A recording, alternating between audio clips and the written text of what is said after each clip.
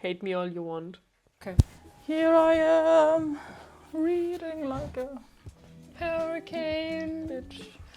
This is so weird because my face is in a little box. Hello. This is so weird.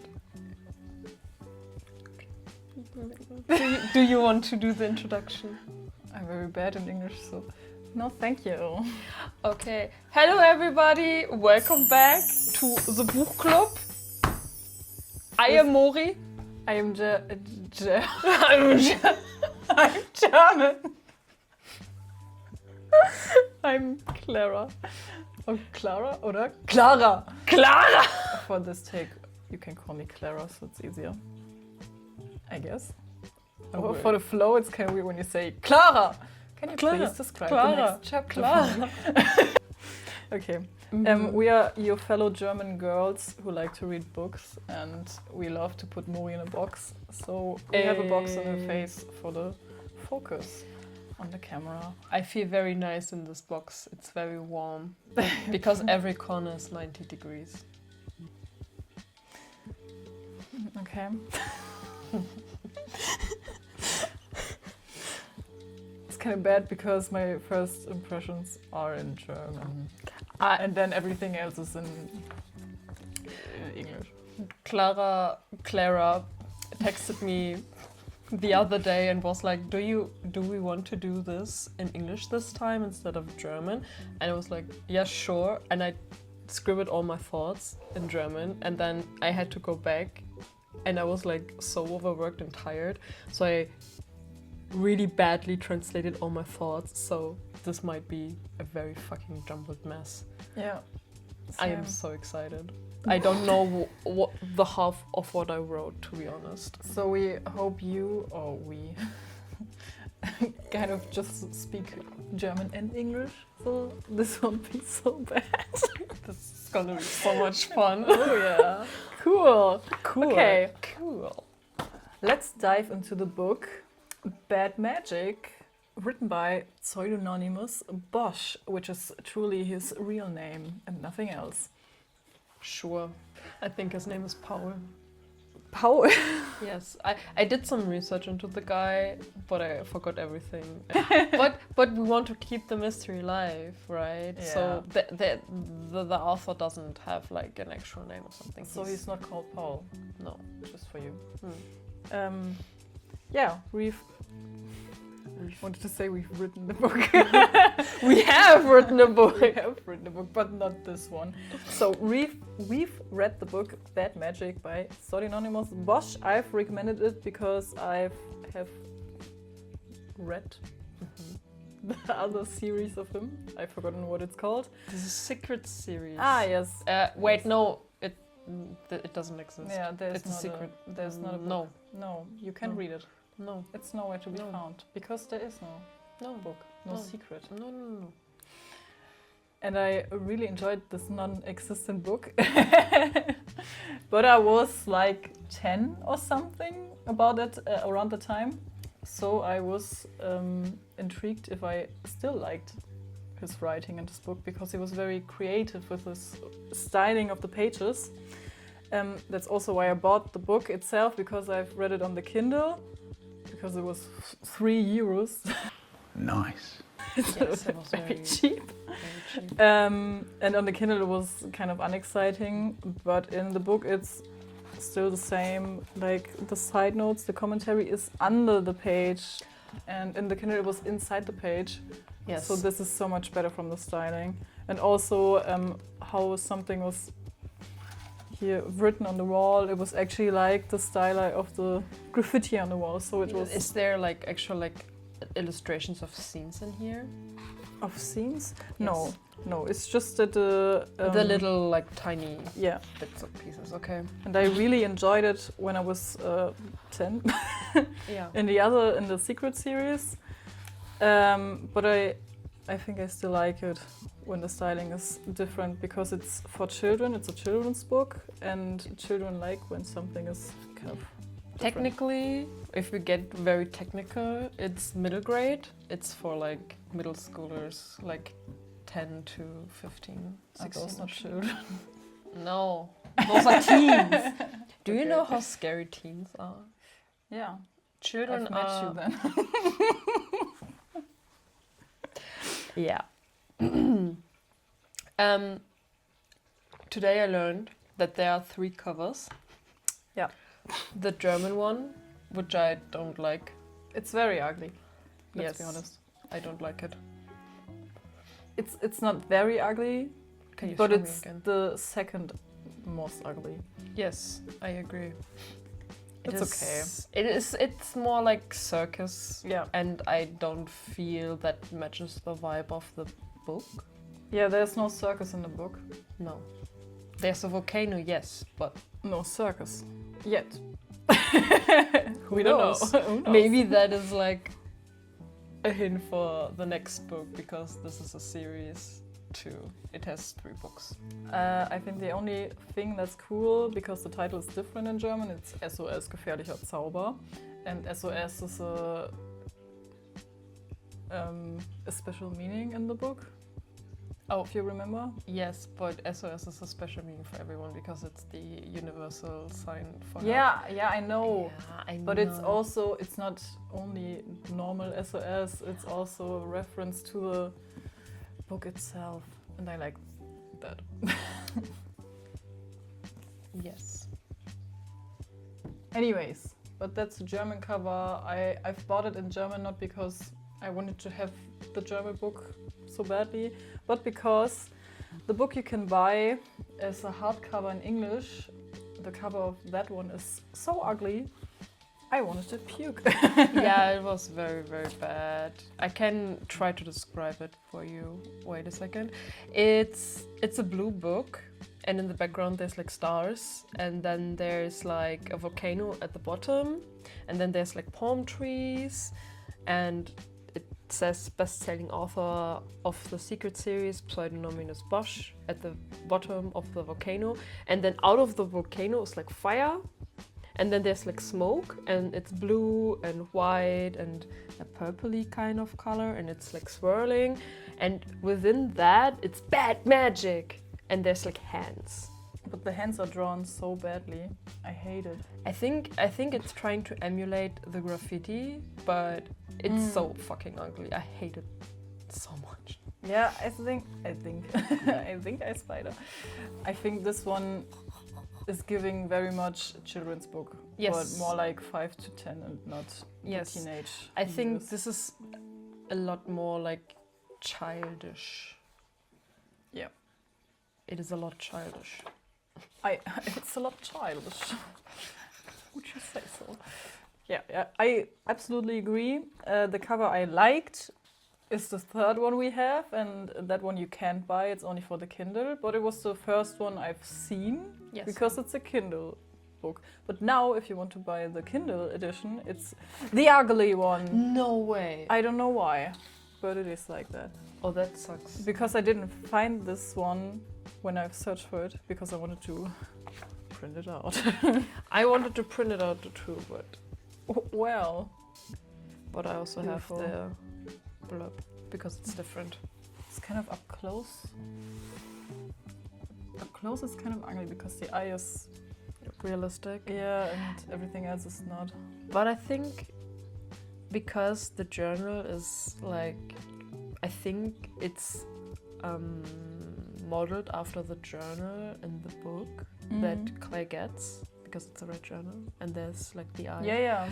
But I thought that is like, but still it's kind of intriguing. I would, if you put the 3 books side by side, I'd still rather read the red cover for sure, because it's the most mysterious, most intriguing. That's what I said. It's a little like chaotic, but you have a more like of the adventure feel and not just like children book fun. But it's That was the also best giving it's also giving Germany because of the colors, because it's literally the German flag. Oh my god, you're right. But the blue eye. Oh. I didn't think that far. That's all on you. Oh my god. Okay, cut. I mean, yeah.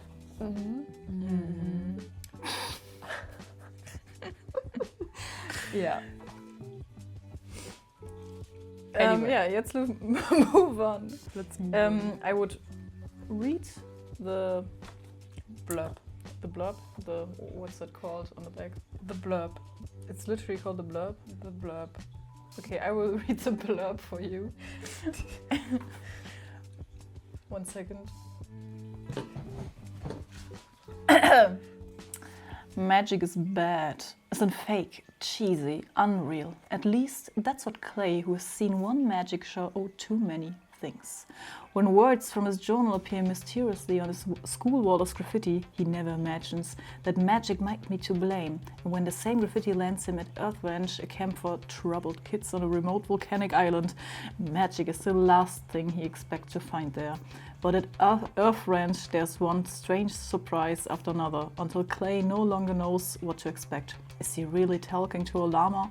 Did he really see a ghost? What is the scary secret hidden in the abandoned library? The only thing he knows for sure is that behind the clouds of volcanic smoke, nothing is as it seems. Can he solve the riddle of Earth Ranch before trouble erupts?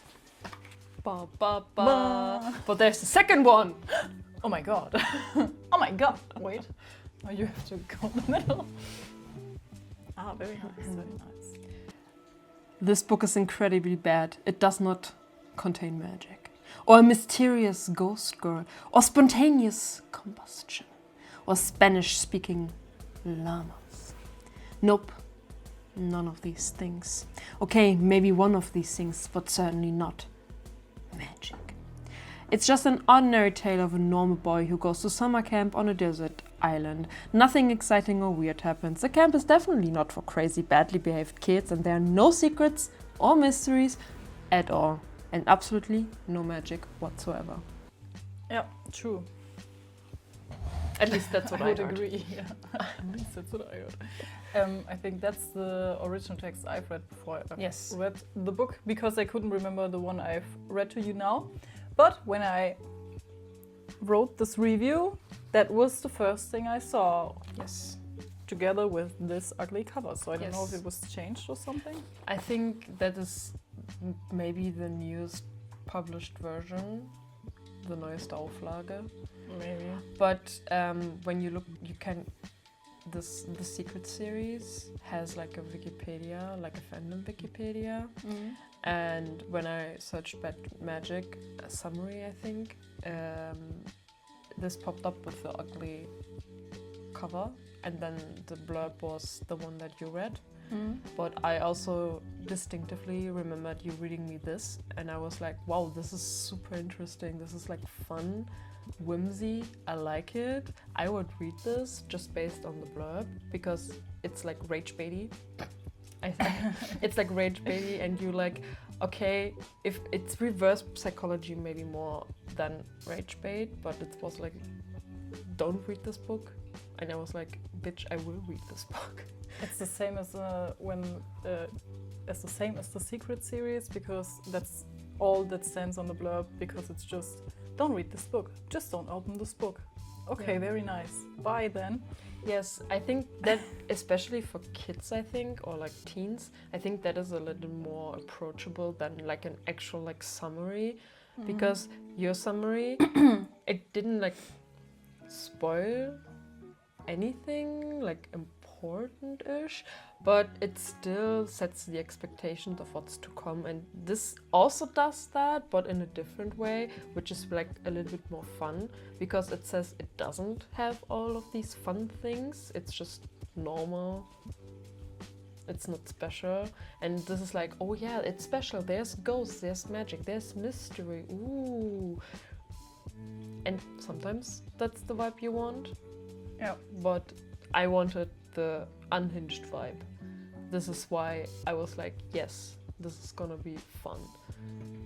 I've liked this text better too, because I don't like if anything from the story is spoiled to me, because then I kind of know the structure from the story, and with this text the structure is spoiled to you. Yes. But not everything, and it's not bad, but I love when I get thrown into the story, and that's more possible with a blurb like that. Yeah, I mean, sure, like the contents are like the same, but how it's packaged is different, and I think that makes all the difference in how it is perceived.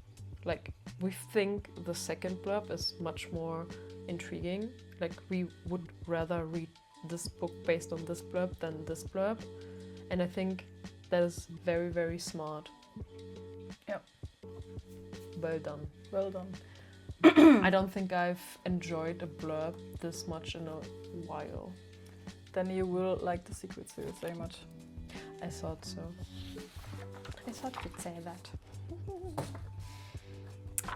That was all we had to say to the beginning, right? I have like my thoughts. Oh yeah. Okay, I wrote something. Well, whenever Clara chooses a book, I never know what to expect. No, it's fine. Okay. It is fun and exciting, but also really fucking terrifying, especially because she has already read a book from this author once, and she liked it. So she has like emotions tied to the author and his writing. And I don't want to accidentally shit on that. And then I said, I don't think I will hate this book. Based on the blurb. Based on the blurb and my general vibe with the book. And yeah, and I just highlighted again that this is like we do say in our disclaimer that not every book is for us, and this is decidedly not a book for us because it's a middle grade book and we're like old as fuck. Very nice. She's a 10. What? Okay. And next I do have like Maurice Corner with structure and language and perspective, but let's do plot first because last time it was so difficult. Okay, then I don't have anything to plot, so you start. Okay. I did the short story even shorter. Very nice. There's a boy, there's graffiti, there's the villainous camp, the volcano, there's the secret library, and then there's like the mystery resolved. No, I have like an actual like overview of what's happening. Okay. Wird von MOMIME2 abgespielt. Okay. I love the sound of the Heizung. So if I miss anything, just because it's a lot. Okay, for that. Use your words. They're a powerful tool. But not powerful enough for this kind of. Okay. I did like chapter 1 to 6, like summary message. Like I don't go every detail. Oh, spoilers. Spoilers. Lots of them. We can't go and not do whatever. What do you want to say? There are so many spoilers. I can't not give spoilers.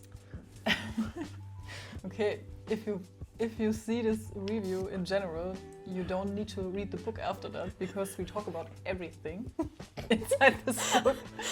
So there's no need to read it after that. Only if you want to get into the funny writing style, because that's pretty good. Mm-hmm.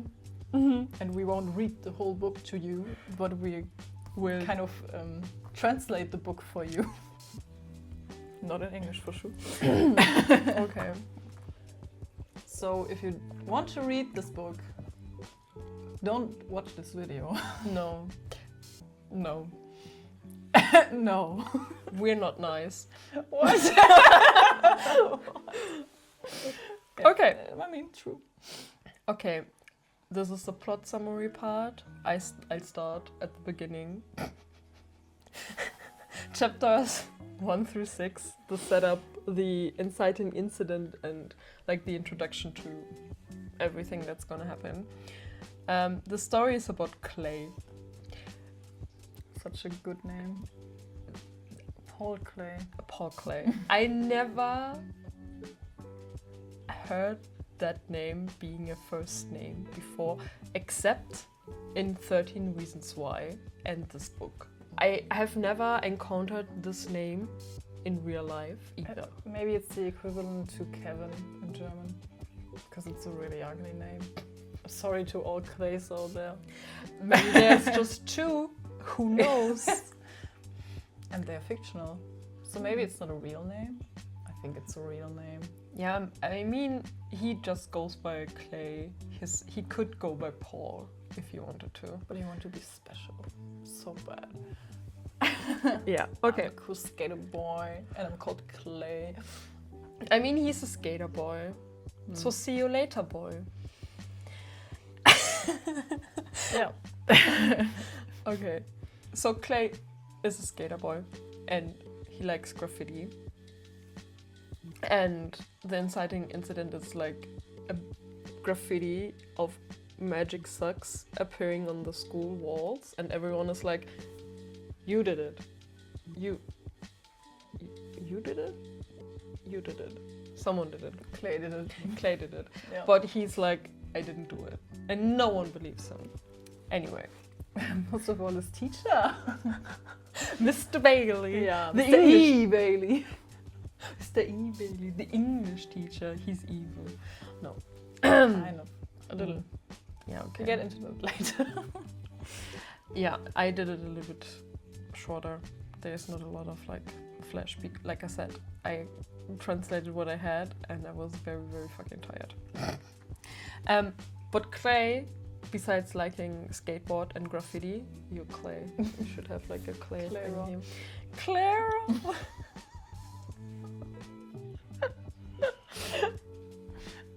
Yeah. And Clay. But because he's like 12, almost 13, he has school, and with his English class, with Mr. E. Bailey, they put on a play, The Tempest. From Shakespeare. I hate it so much. Anyway, I have a lot of thoughts about The Tempest, not this book, The Tempest. Have you read The Tempest? Actually, yes, I hate it. Have you seen a theater of The Tempest, or was it something different? No, when I did like university, I took like English as a minor, and we had to read The Tempest there, and we did some analysis.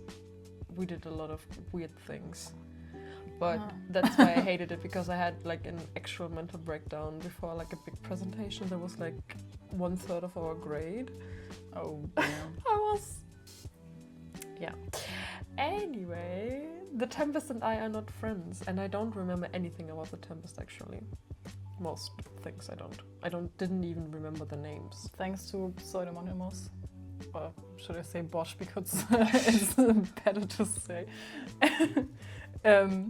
He kind of explains what The Tempest is to us in this book. Yes, he does. Anyway, they put on a play. He plays the scorned brother. There's Yeah. a boat. Like I said, I don't remember whatever. And then they get like an assignment, and he struggles with this, and his brother keeps on coming up during that time, and that's why he struggles a lot with this essay, because his brother disappeared 2 years ago. Because he is the main character, besides Cass, I think is her name, in the Secret series. Yeah, and he appeared because of the events in this book. Yeah, and I didn't know this was a spin-off, and I was really happy when I've read the name Max Ernest, because this is very rare. And even if it was very long ago that I've read this, I instantly remembered this name, and I was like, oh my god, this is a spin-off, that's so cool. Yeah, it was pretty, even if you didn't read The Secret Service, Bosch does a thing where he puts parentheses and then he writes like commentary, like as a second narration almost. And when he first typed Max Ernest, there was like, I don't remember the exact quote, but it was like, if you know this name, no you don't, or something, or keep your mouth shut, something like that, like don't say anything, it's a secret. And I was like, he wrote that other book, maybe Max Ernst belongs to that book. I didn't read this, but didn't read It's that. good. It's very good. But I was 10, so believe my 10-year-old self. I was like, oh yeah, that's Easter egg magic, right here. Yeah. Anyway, Clay gets officially accused of vandalism. Oh wait, he gets the journal from Mr. E. Bailey, and he writes in the journal, and he also writes like magic sucks, and then that's why he gets accused of vandalism, because it's also tagged with his name. I think. Yeah, and he faces consequences. And the consequences are that he gets sent to Earth Ranch, which is on a volcanic island. Yes, it's a wilderness camp, very controversial. Yeah. And it's an active volcano too. I have a lot of thoughts. Yeah, and they have a lava walk. They have a lava walk to the end of the book. And there's like dangerous like creatures on that volcano, and like the older kids, like they hunt them, and there's like this one scene where the girl comes back and it's like full of blood. That was so weird. I don't remember that. It was so weird. Anyway, The whole book is weird. it is. Anyway, he has a talk with his parents, and they like decide that he has to go to Earth Ranch. His parents are a cup of tea to himself. I love the think, parents, they yeah. were so fun. Maybe you have a lot more to say about the parents later, but I didn't remember them from the Secret series because they were not present. They were only talked about. okay. So it was not Okay. that I've actually remembered, but it was so funny. The little things Bosch said about them, it was so funny. Yeah. Go on. They travel to like a harbor where there's like a mini plane waiting, and there's like this guy. I just remember his real name. What was a skipper? Yeah, Skipper. Skipper, and he has like a dog, and then he has a tattoo of a dog. That's called Tattoo. And there was this old dog who died. Yes. Sadly. And then he has like Gilligan, like a bulldog. No. Anyway, and the plane is called the Tempest. Yeah, it's called the Tempest, and I have a quote for this because I love that. It's so funny. I have quotes for both of these things. The Tempest quote is on page 48. Like the play, he asked Clay. No, like the plane, said Skipper, as if Clay had suggested something idiotic. It means storm. Beautiful. And about the dog is like, this isn't Gilligan, like the tattoo. This is my last dog tattoo. You mean this is your last tattoo of a dog? No, this is a tattoo of my last dog tattoo. Page 50. It's funny. I like it. Yeah, he has a very funny writing style. Yes, there's like a very many good quotes. I only have like a cute little page full of my favorites because I wanted to do it a little shorter this time. Because I always have like bazillion quotes. Yeah. Do you remember? I remember. A dark and drowning tide. That was hardcore. I think I deleted like 27 A5 pages worth of quotes for this. Yeah. That was a wild ride. It was so wild. Anyway. Yeah, and then he's left alone on the island. There's like a big SOS in the sand. But he got a guide, and it's a llama called Como, and he can only speak Spanish. That was so funny, and Clay speaks Spanish. Yeah, enough to talk to a llama. Yes. So Yes, como si llama.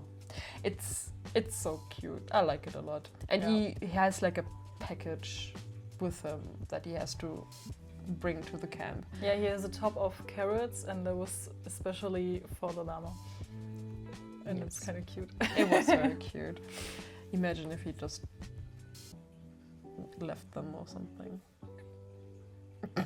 I think Como would still help him. He was so helpful. Yeah. Such a good llama. Okay. Llama. Then I put a break because Como se llama, my favorite character of the book, by the way. Yeah. Yeah, and then is chapter 7 to 14, Camp Shenanigans and New Beginnings. Clay surprisingly doesn't die on this way to camp, and we get like a lot of like descriptions of like the landscape and stuff, and then there's like this fog, but it's volcanic fog, the Vogue, With a V. V for Vendetta, Oh, peace. or V for Vogue. Vogue. Yeah. I really liked this part because it was very nice. I like reading descriptions of landscapes. I think Lord of the Rings would be for me. I would recommend this right now. I know. Then on the way he meets Lyra, a pickpocket, who finds his wallet. And that will happen a lot of times within the book. And they talk a little bit, and she also helps him towards the camp. And when they arrive, like at the camp, they're welcomed by a swarm of bees. Like bees, like zzz, like the insect. And they call them guard bees. Yes, guard bees. It's so funny. And along with those guard bees comes Buzz, a real person. I later call him Bee-Man because he's the man of the bees. He's called that. Buzz. He's called Buzz. It's funny. And he's the camp leader. Well, not leader, but Like he's like the lead counselor, I would say. yeah. The main leader is Eli, but we don't see him until the end. Eli. But we get to that later. And Buzz is kind of under his command, but he has a Verantwortung. He has a lot of responsibility. Yeah. He's like still like he's like the head of Everyone else yes. except Eli. Yes. Yeah. Clay gets assigned to a cabin. There's like different cabins and yurts and places, and then there's like this yurt. I hate that word. I hated reading the yurt that like disappears and reappears and is always somewhere different because of the Vogue. And that's where Eli is, the Yes. camp leader. The camp leader. And Clay gets assigned to cabin. Why did I say cabin so often? He gets assigned to Earth cabin, the wormhole, and gets the worst bunk because there's like 4. It's not a lot of children in this camp, and there's like 3 others, and his cabin mates are actual criminals? Question mark. What? There's like Quan. He run an underground gambling operation In a school bathroom. in the school bathroom. Yeah. Then there's Jonah. He is a sleepwalking terror to his neighbors.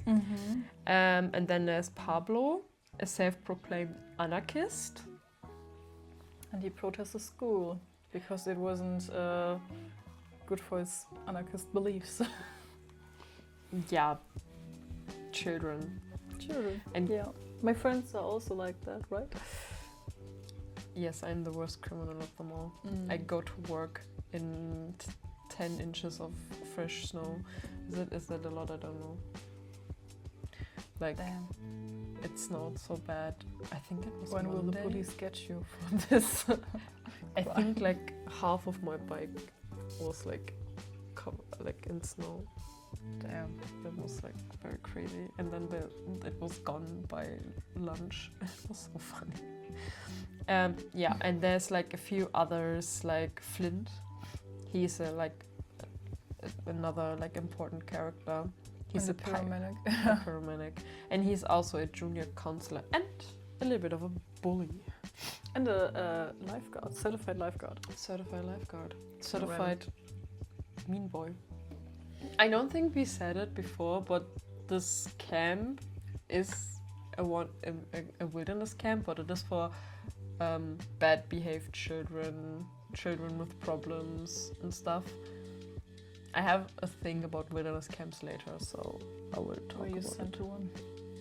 Were you sent to one? No, but the story is like set in America, right? Yeah, there's a big story about wilderness camps. Yes. So I was like, I think that was reference to the really bad ones.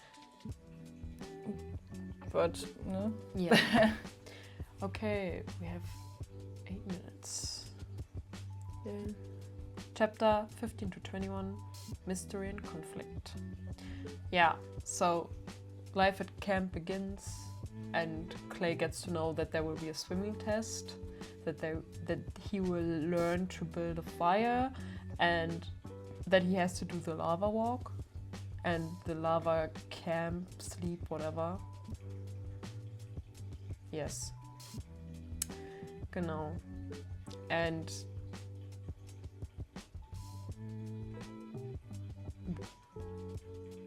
he also has to make his own food. Yeah, but they eat everything raw, so it's not that bad. Yeah, there's like a big grazing table like this, like there's cookies. No, there's no cookies. There's like banana and carrots and everything they harvest themselves, because that's what you do.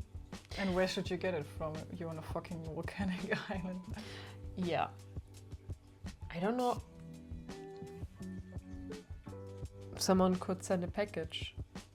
No, like that's not. like the package for Clay Yeah. that Clay took, but it was for a different, I don't remember, for Quan or for Jonah. For Jonah.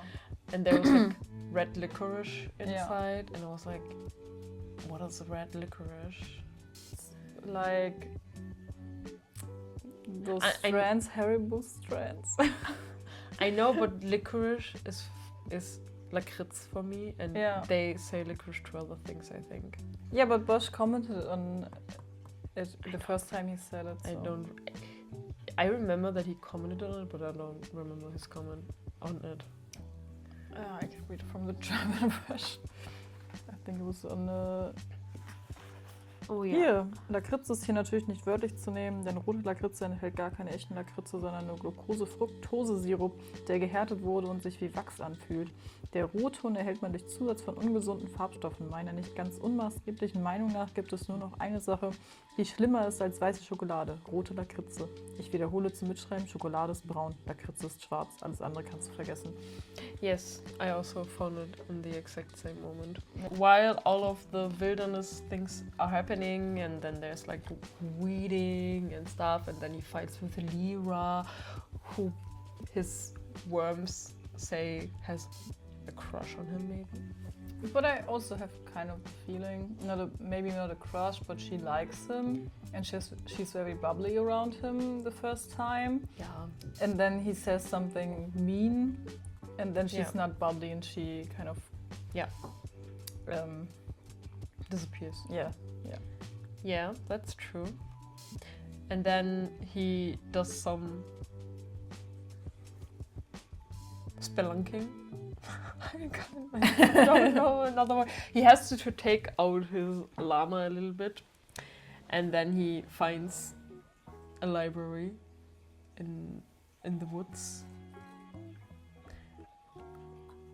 But he does go inside, or he stands before it, and then there's like the window, and then there's a the girl. red-haired girl. Yes. Mira is her name.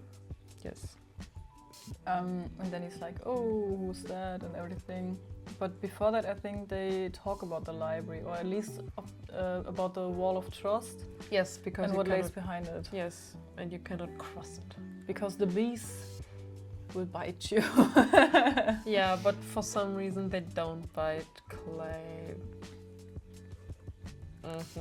I think the bees don't bite anyone. Yeah. To be honest. Yeah. They would sting, maybe. Yeah, but they... I know what you mean. Yeah, so Clay goes to the library, sees the girl with the red hair, but he returns to the camp before going inside. Yes. And then after that he finds a good time to go back to the library and check it out. And then he goes inside. Yeah, doesn't he have like a concussion? Concussion?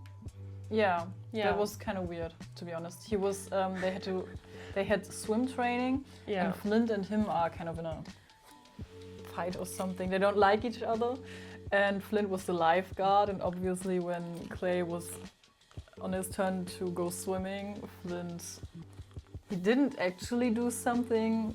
Clay tripped and hit his head. Yeah. But Flint kind of provoked him, so that's Yeah. why it happened. And then he wakes up in the infirmary Yes. and gets treatment, and he hit his head very hard. And when the nurse is gone, he decides, okay, this is the perfect time to go to the library now. To meet No the one is secret gonna ghost suspect girl, yeah. anything. And then he goes, and he's away probably a lot of time, Yeah. maybe a few hours or something, because Yeah. he has to walk there, and I think it's far away. Yes. And he has to go back, and he also stays there Yes. some time, but no one noticed. I mean, at least at this point in the book, we think no one noticed, but in the end, Yeah. all is revealed, and it makes sense in some way.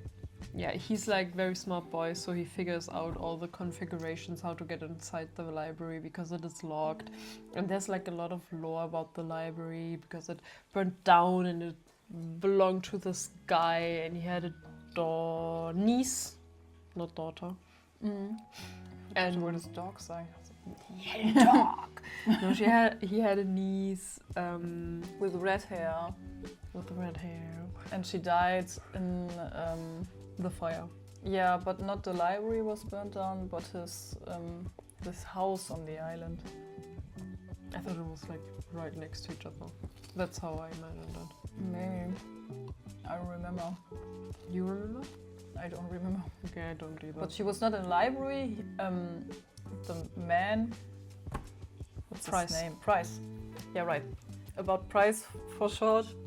He's a very rich man who bought the island and lived there because he collected a lot of old books and he was scared that the books would be stolen away from him. So he bought this island and built a big library. And then he had a 3-year-old niece whose parents died or something, I don't know. Or something. And then he raised her very lonely beside the books and him. Yeah. And when she was 13, there was a big fire and she died while not being in the library, but in the house of his, but on the island. And he was in the library, and after that he was very sad and depressed, obviously. And after he died, in his testament, he declared that the library should be closed forever and no one can visit. Yes. And he left a lot of money for Earth Camp. Earth Ranch, sorry. Yeah. And that's why Clay wanted to go there, because he was told the story of Price and then he saw this girl Yes. with the red hair in the window, and there was a Conspiracy because yeah. they in the camp they Musik wird von NONEXistent 2 Ist das jetzt die Musik? yeah. He had like this red journal, right? And that disappeared.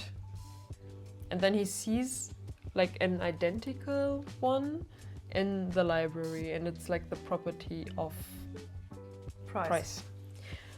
It was his testament, actually. Yes. But it was like the identical like thing. And he was like, that's mine. But it wasn't his. He was like to the caretaker, hey, Uncle that's Ben. mine, can I have it back? I was like, what the fuck, no. That was so random. It was so funny.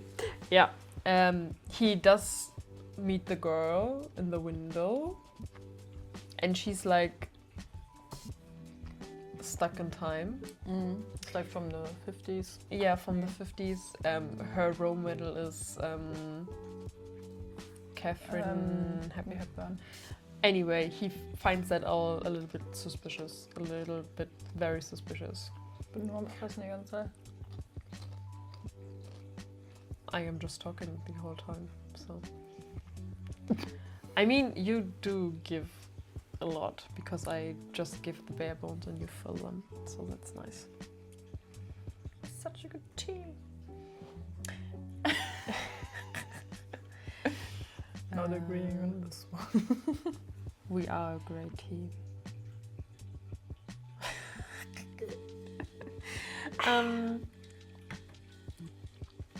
I'm thinking if I'm missing anything. I feel like I'm missing so much because so much is happening at the same time.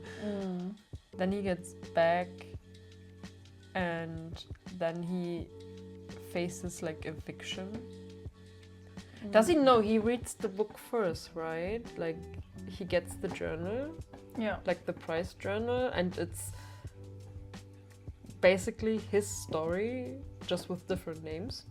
Yeah, but he gets back from the library Yes. and then he finds that the journal is on his Yes, bed. yes. Yeah. And then he reads it, and it's like basically the same story that he's experiencing right at that moment, with like the sleepwalker and the gambling and the kleptomaniac. It's all the same, and he finds that very suspicious. Yeah. And it's the journal of Price, so Price had the same experience as him. And he does think everyone is just fucking with him. Yeah. Well, he's onto something there. Not gonna lie. Bosch is kind of provoking in children's brain that conspiracy theories are real. You know what I mean? Yeah, he does kind of. But it's Yeah. fun. And I will check. You can continue, and I will check if I have another one. DJ Colin. Just continue. And I think like everything, he's like suspicious already. He was suspicious from the beginning, and some little cracks are already starting to form. Like for example, he does talk to Lyra and they get back on better terms, and they talk about her sister. They talked about her sister before, and then suddenly she doesn't have a sister, and he finds that very, very suspicious because he was like, brother, you had a sister, and she's like, brother, no, I do not have a sister. So yeah, and then he breaks into Flint's cabin. Am I missing something? I feel like I'm missing so much. He was kind of expelled from the camp because Yeah. the caretaker Does from the he library. does he break into Flint's stuff before or after, right? After being expelled? Yeah, I think before, because he read about the girl with the red hair and that he was obsessed with her. Yeah. And I think after that he hit his head because they were talking about her. Yeah, no, but I think the thing with the like break into his trunk was shortly before he had to leave the camp. I don't remember. It doesn't matter. It doesn't matter. That's not very important. This He in the does. first place. He does break into Flint's cabin and wants to steal something. Okay. Amazing. Then everything escalates very quickly because they talk about the lava walk. The lava walk is coming up, and Clay also faces like being thrown out of the camp. This is so weird. Clara is doing stuff behind the camera. Sorry. You know, funnily enough, nothing changed when he did that. Like, lightning-wise. Yeah, I just put it a little closer. It would be weird if it changed a lot. Okay. Yeah, escalation. Oh my god. This Oh my escalated God. quickly. Oh my god, I just realized I have red hair. What? Because you are the girl in the window. Oh my god. Mira? Or Lyra? Lyra is the one in the camp, and Mira Yeah, is but the they're other one. sisters and they look very much alike. I don't know what they thought about casting them together because it. Maybe to fuck with his brain more. Yeah. You spoiled so much right now. Yeah, it doesn't matter if I you know. watch this. You don't have to read this book. Anyway, they go on the lava walk. But Clay was actually like expelled because the caretaker from the library comes and is like, he stole the journal testament thingy. Yeah. And then they're like, you broke our rule, you went behind the wall of trust. And he's like, yeah, I did that. But Boss kind of forgives him Yes. later, and then he gets a letter from his teacher, Mr. E. Bailey, that his friends confessed that he actually wrote the graffiti on the wall and that he can return and is freigesprochen. Ist das- Yes. was ist das? He is. All allegations are dropped. Yes. Yes. Okay. His crimes were forgiven. Yeah, but Because it weren't his crimes. and also the crimes at the camp happening were forgiven because Buzz just decides to let him go on the lava walk with them. Yes. And he does. And after going through a tunnel or the Vog or something, everyone else disappears except for Flint.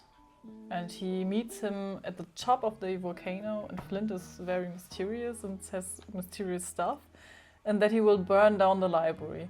Yes. And then he skates Surfs. They call it volcano surfing. on Okay. a wooden plank down Yeah. the volcano.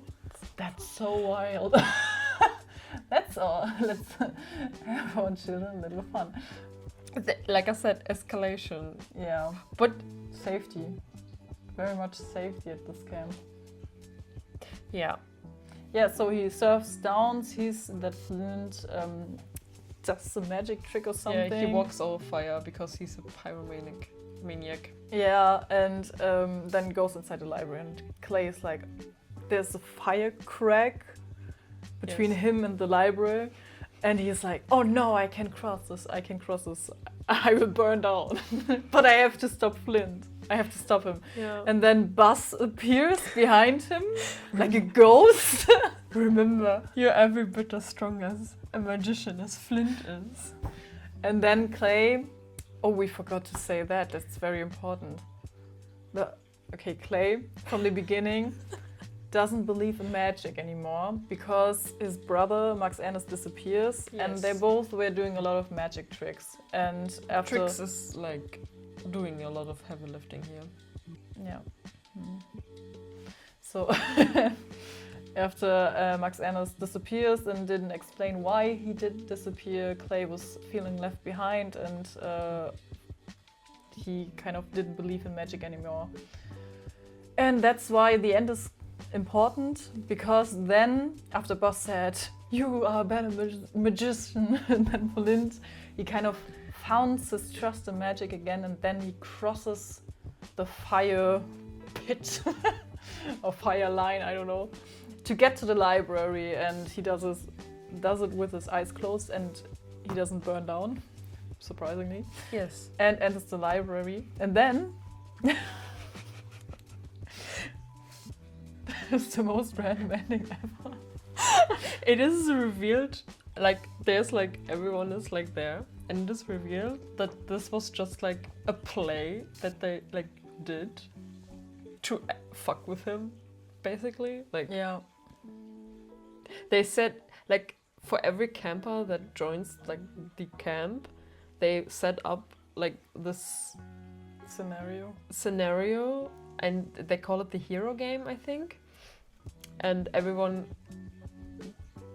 like everyone becomes like an actor and gets assigned a role, and they did like a crazy version of The Tempest, and it is very clear by reading the book. Like, the parallels are clear. Clay sees them too, we see them, Bosch sees them, the narrator comments on them. Like, it's very obvious, like, that this is like this. It was set up throughout the whole book that this is like a Tempest parallel, what they did for him. And Clay is like, why the Tempest? Why? Yeah. And then it turns out that there's another mastermind behind everything. Oh, wait, you can reveal that, but I was just saying that Mr. Bailey. Yeah, So, okay, I thought you wanted to do the other review. that Max Ernst is. Yeah. So in the end, it's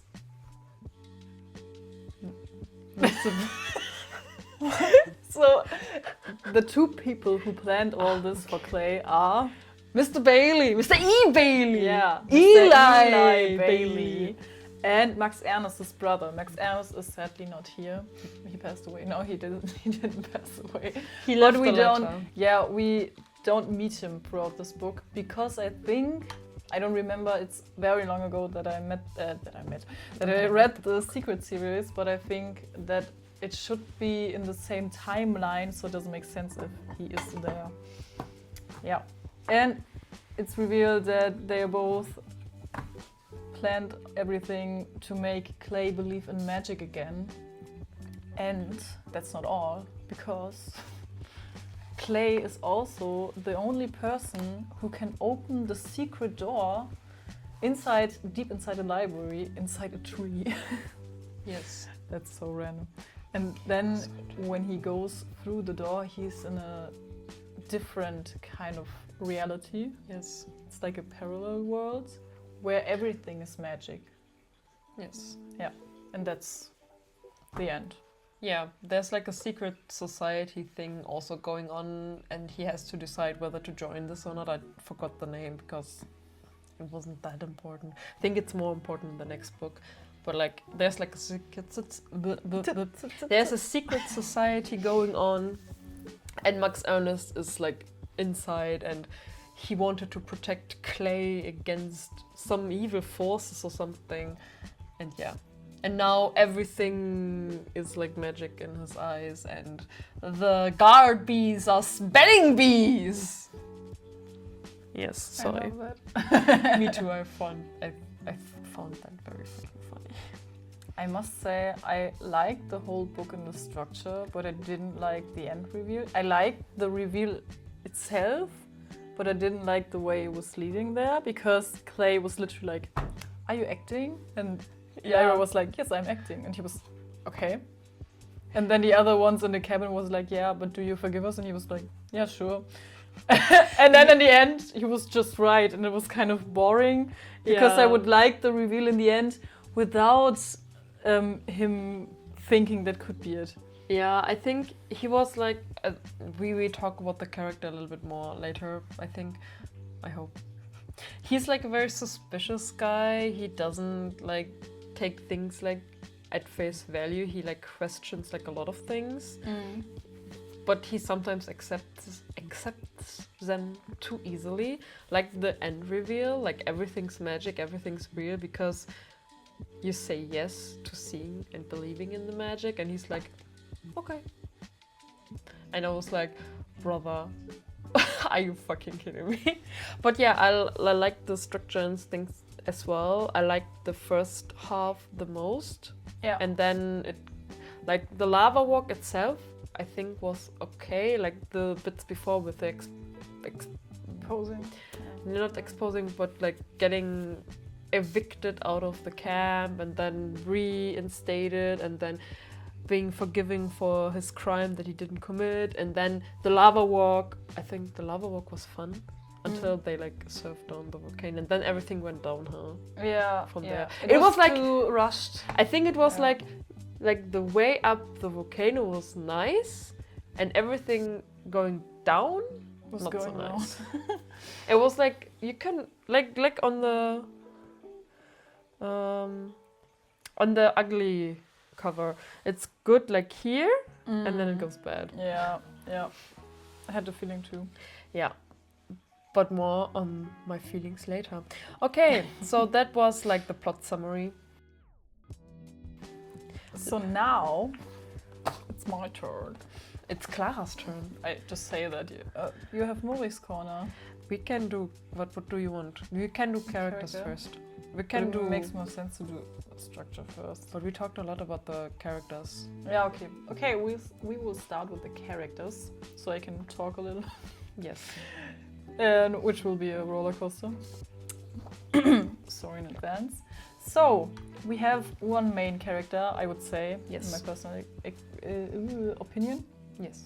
which is Paul Clay, named by his parents because they can't decide on anything. So that's why he got a double name. That's also why Max Ernst got a double name.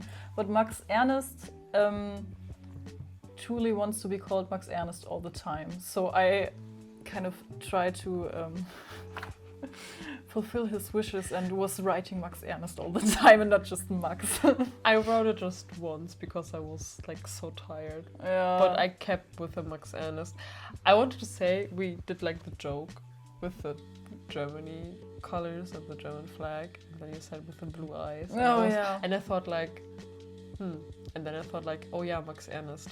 That is a very, very German name. Yeah, but Paul Clay is very English. Yeah, I think Paul itself Yeah, it's also is German. German-ish, Could be German. but Clay Clay never. is No. not German at all. Okay. Ernest is just not. Can you even say it in a different language? Ernest. It is like a word. Yeah, okay. I but guess. Like, Ernest. Ernest. Yeah. What is Paul Clay looking like? He looks like a cool skater boy, I would say myself. And he has a little curly hair, which is mostly in his face. And it's very messy. And he has very big eyes. And sometimes he likes to stare at people without blinking. Just like the one from Twilight, Jasper. To kind of disturb the people around him. And he also does that during the book, throughout the book. And I have a very long quote, and I will just read it out to Yes. you right now. He wasn't shy exactly, but these days at the age of 12, almost 13, he liked to keep a low profile. He slouched in his chair, he hid his face in a comic book or skateboard magazine. He wore a hoodie even on warm days. It wasn't that he had a big nose or funny ears or horrible acne? Keine Ahnung.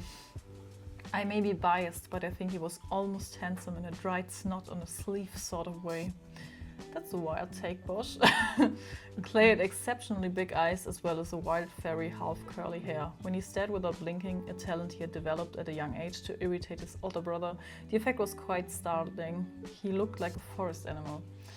Yeah, he's also a jiggler, so he moves a lot, and Bosch kind of says that he has a mysterious, restless energy that kept him in constant motion. And there was one time where he said that he was kind of using both his hands, and then Bosch commented on that it was a double jiggle. And then he was saying, that's kind of funny. And it was like, yeah, that's kind of funny, Bosch, right? I loved his commentary, that was so good. I just said that he was undiagnosed. Oh yeah. Yeah. There's like ADHD going on or magic, but It's That's fine. magic. It's magic. I would break into song, but then we would get copyright strike. I think You can say it very badly. Sing it very badly. No, I don't want to blame you myself. I also don't want you to blame yourself. I don't know the exact lyrics. Okay. I've wrote another time that he's a skateboard man. It was very important. Okay. He's also a graffiti artist, but he has not sprayed on a wall yet, only through Prospero's magic book. But it was actually Mr. E. Bailey who did it, Yes. and not the magic book. Who knows? Who knows? Maybe it was the magic book. He's a more quiet boy who hides his true feelings, possibly because of his parents who made him be an adult from when he was born. He speaks a little Spanish, enough to communicate with Como si llama. He used to be into Star Trek, the series, not the films. And he used to read a lot of fantasy, but doesn't do that anymore but is reminded that he liked to do it when he enters the library. Also, there are a lot of reference to Lord of the Rings coming from himself, so it closes. Also, Yes. it makes sense. It is very interesting to hear this right now. I read this, yes, but like, he's 12. Yeah, he has a lot of character. He's 12, but he is Star Trek. Oh, sorry. He's Star Trek. And then he likes Lord of the Rings, and he used to read fantasy when he was like 5. Yeah, Excuse me? he's a very smart man. That looks so... I mean, the book itself is kind of written, everyone is very strange. So it kind of makes sense for him to read Lord of the Rings at 5, because he's also very strange. That's true. Everyone is very hyper strange, not just a little. Yes. And I think it's written like this so children find it more interesting, because everyone is a very bizarre character. Yes. So I can imagine him. I have reading, a lot of thoughts later, yeah. but yeah. Okay. I can imagine him reading Lord of the Rings at age 5. But the Star Trek series, that's fucking long. I don't think that he could watch that in such a short period of time and then be like at 13, oh, I used to do that.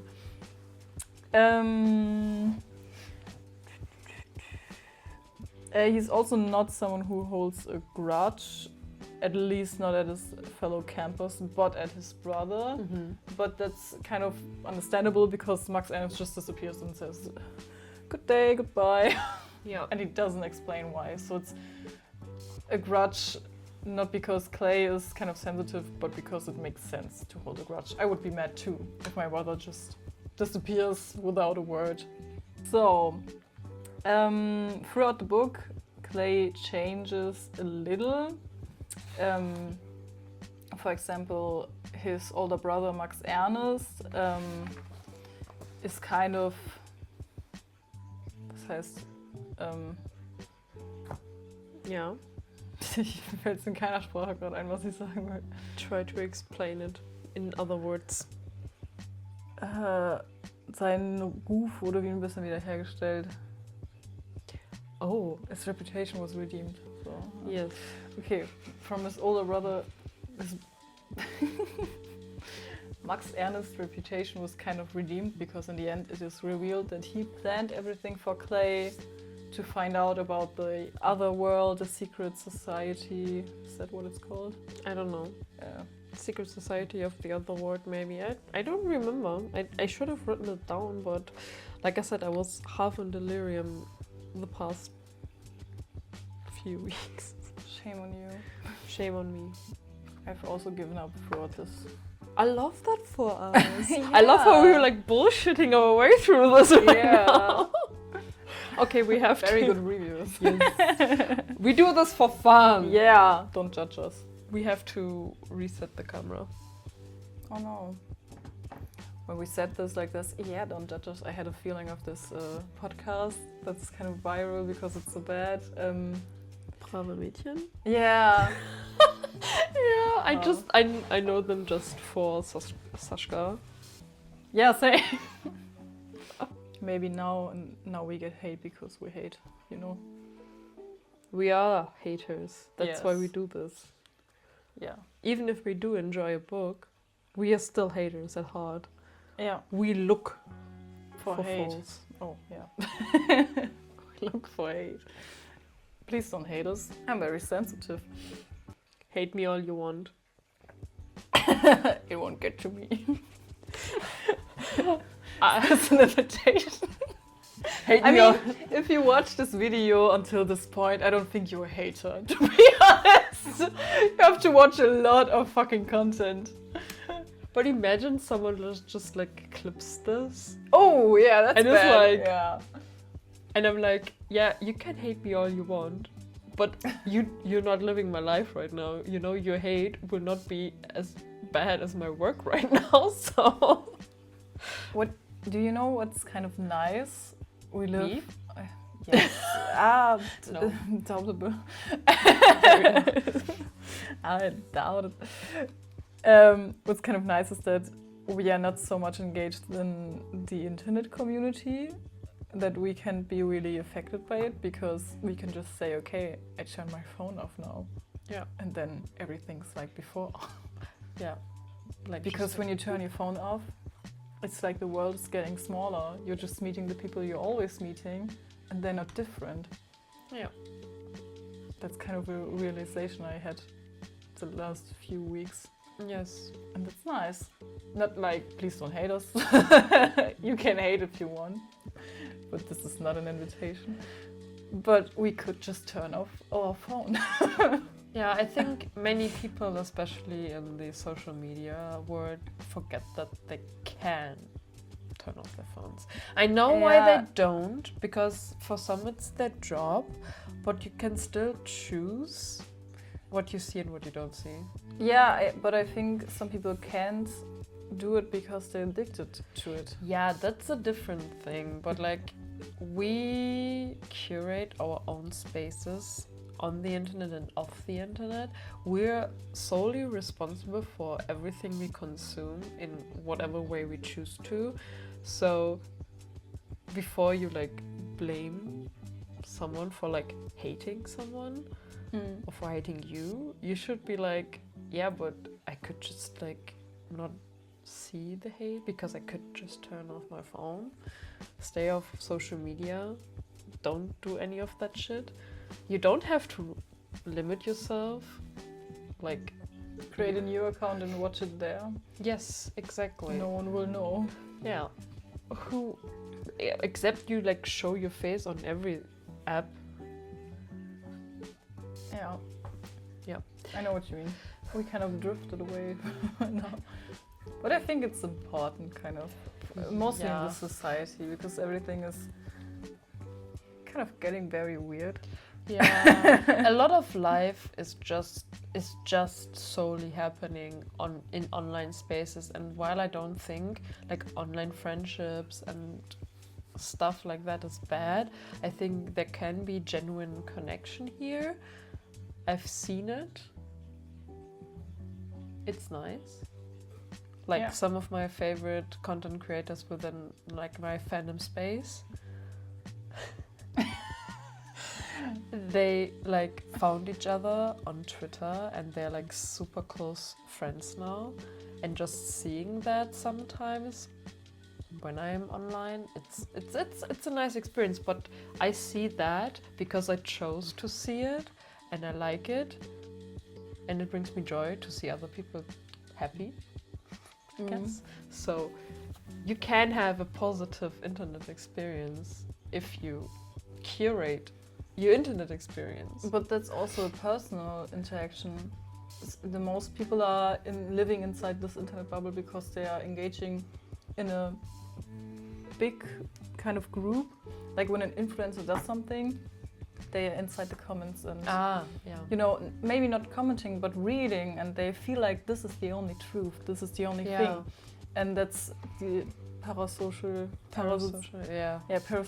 relationship.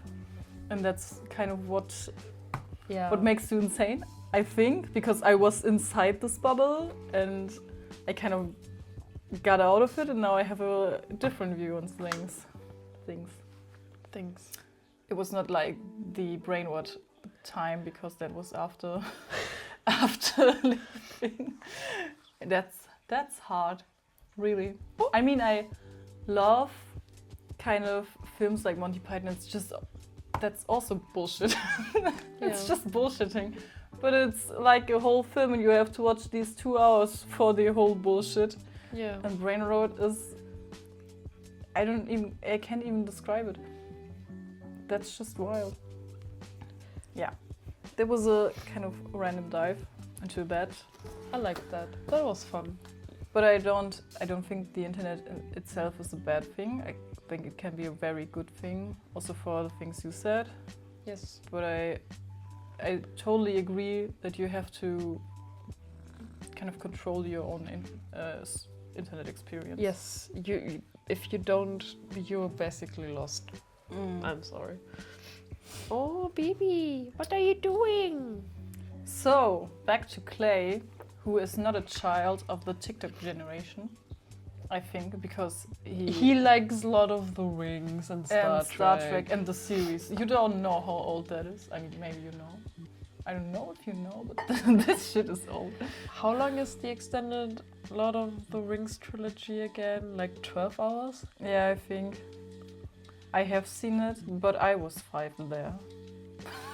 So it's not so far away that Clay could be very interested in Lord of the Rings at that time. So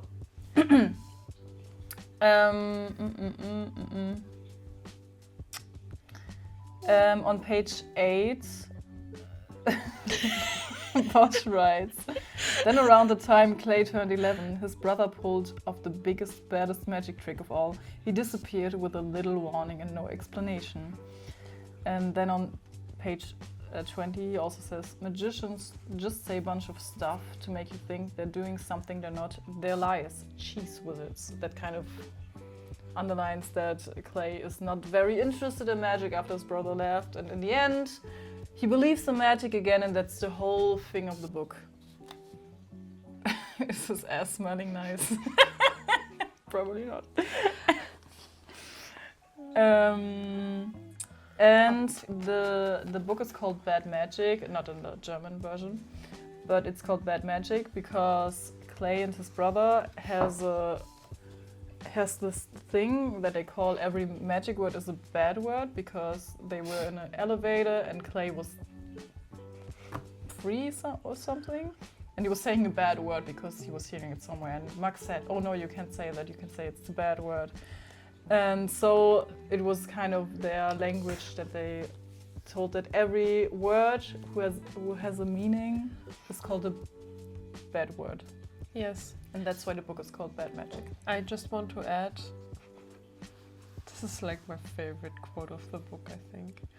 The mood in the elevator. Oh yeah, I also have that. That's so good. I loved it so much. That was such a good quote. That's such a good line. Yeah, 100%. That was so good. Yes. I was so much thinking about you at that moment because I was reading it in your voice. I was like, yeah, Muri will love this fucking line. This is like, it was like on page 7. That is like pretty at the start of the book. And if you have a banger line like that, I was like, yes. Give it to me. I need all of it.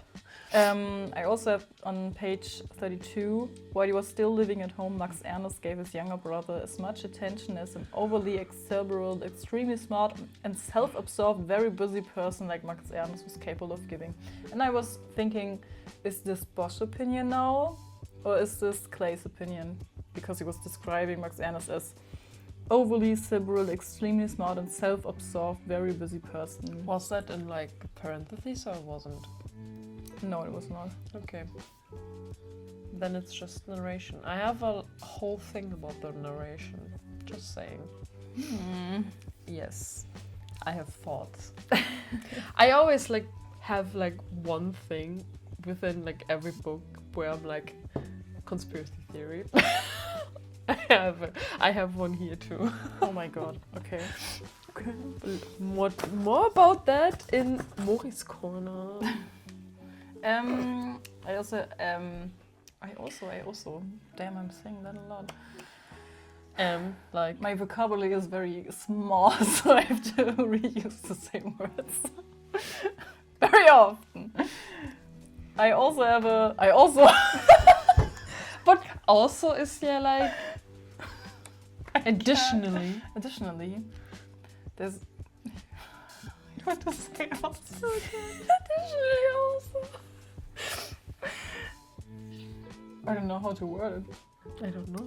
At Earth Ranch, he evolves a little because first he's very he is skeptical throughout the whole book, but he's always also additionally skeptical about everyone else there, and he first it's like, I don't want to fit in, Yeah. and everyone's weird, but he very shortly after is very intrigued with everyone Yes. and friendly and likes them. And he kind of seems a little sad when Mr. Bailey writes the letter that he can come back, because he's like, oh, but he can do the lava walk and everything. And I think he wants to stay at Earth Branch at Yes. that point. I don't think I've said it in the plot summary. Clay at the beginning really doesn't want to be at Earth Branch. He doesn't want to go there. He hates it. Yeah. And it's also understandable because the plane itself, how he gets there, Yes. it's like an old warplane or something, and it looks like it will fall apart when it tries to go Yes. into the sky. I can't talk. And also when he has to pack his things, he has a list with a lot of things he has to pack, and the Yeah. list is so weird. He has to pack a gas mask. Yes. But he can't bring a skateboard. He can't bring a skateboard. And he's just like, that is fucking weird. And his parents are like, just go there. Just go. Leave. They will have a Go. reason. Yeah. Yeah, and he's also the only one who can open the tree door inside the library, because Max Ernest was kind of putting the password, and he made the password the bad word he said in the elevator Yes. when he was 3. But we don't know the word. And Bosch doesn't tell us the word. Yeah, it's written as, I will do it here. It's written as Hubertus. Yeah. What do you think was the word? Do you have Fuck. I guess. I Because think it's a little the letters yes. of fuck are the same as the.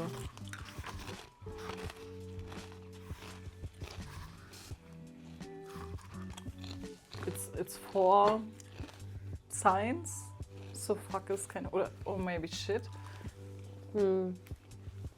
What did you think? Yes. I also thought it must have been fuck. Because I think shit is like an acceptable word. Yeah, because it's also describing something. Yes. I mean, fuck is also describing. Yeah, but it's a little bit more aggressive. Not aggressive, but like.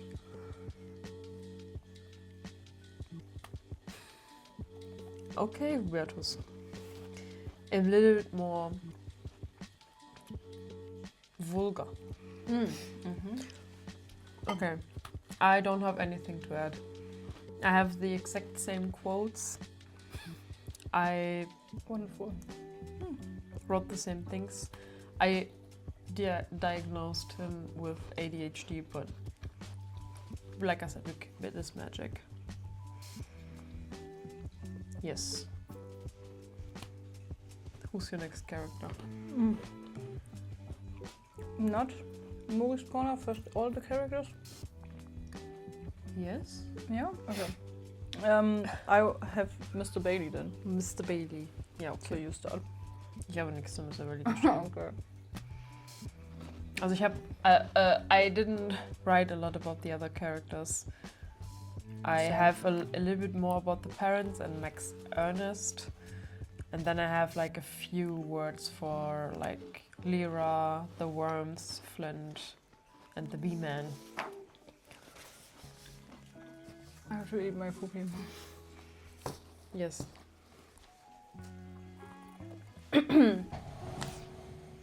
Mr. Bailey is this cute cat right here. No. Mr. Bailey is Clay's English teacher, is that right? English teacher, yeah. And he is described as a short, plump man with a pink face and a mutton chop beard. And he looks like Gandalf from Lord of the Rings, but also like a hobbit, but also like an angry teacher in one scene. That was also a funny quote. That when he goes to Clay because of the graffiti on the wall. Then Clay describe him. EMB 2 abgespielt. Trauer. Clay describes him as a not so hobbit-like looking man, but a very angry teacher. Mhm. That was pretty funny. Du musst in diesem Ding bleiben. Gehen wir zurück in die Box, ja. He's mostly a nice teacher, but nice. Who cares about his students? And well, maybe a little too much, because he was also plotting this whole Earth Wrench thing, and who was accusing him of writing on the wall why he knows Clay didn't do it, and kind of made him and his parents fight. And Clay was very sad, and at one point he had to fight his tears because he was so mad that Yes. he was getting accused of something and didn't do, and was punished for it. And that was kind of evil, very Yes. evil of Mr. Bailey. And in the end he wasn't confronted with that. It was just accepted because Clay was, I think, just a bit overwhelmed of everything. Yes. Yeah, and apparently he's a friend of Max Ernst who plotted this entire scheme. That is very sus. Yeah. And then I was kind of confused why he did it. And I don't remember him from the Secret series, but maybe he plays a bigger role there and that's why he's important, but I don't know. I think I don't know if they like, I think he's like an actor. Maybe he plays a different character in the Secret series, maybe. That he's not E. Bailey, but something different. Yeah, maybe. Because he says like, he's a weird character. In the school play, he plays Prospero, like the titular character. Or like not the titular, but like one of the main characters of The Tempest. Like the magician. And it's weird. Yeah, he's weird. Yes. So, and he says like, he has a line that's like, after I finish a role, I keep a piece of them within me. And he's also like the one who's saying to Clay at the end, like, once you open your eyes are open and you see the magic always.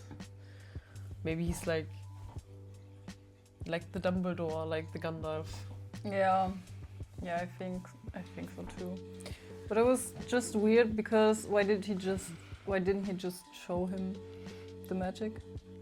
Because wouldn't that be easier? Maybe Clay needed a little bit character development first. Yeah, but it just kind of didn't make sense. Maybe okay, maybe it was making sense because to see the magic he had to believe in it. Yes. So that okay, I can accept that. Yes. But Max Ernst left because something dangerous was happening, and he Yes. wasn't telling Clay anything about it to protect Yes. him. Why at this point is he showing him everything and getting him into this dangerous scenario? Oh, he said at the end in the letter, he's like, I cannot hide the magic from you because it's like drawn to you or something like that. So it is only a matter of time until something was going to happen. So I had to at least open your eyes now at this point. Something like that. This is very, very badly paraphrased. Yeah, okay, I can accept that. But Earth Wrench itself is dangerous. yeah. Why not do it differently? I don't know. Maybe the volcano is like a natural defense system because people are like, brother, I will not go visit an island with an active volcano. And the children that play on this island with the fucking volcano that is fucking active, I will not be testing my luck. And maybe that's why they choose that. But yeah, E. Bailey is a motherfucking weirdo. I'm sorry. Not sorry.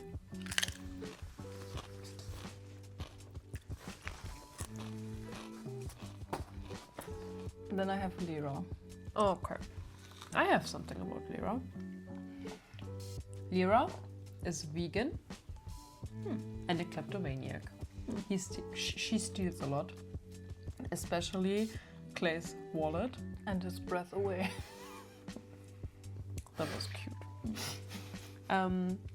Like I said in the plot summary, they have a little fight in a little bit before the halfway point.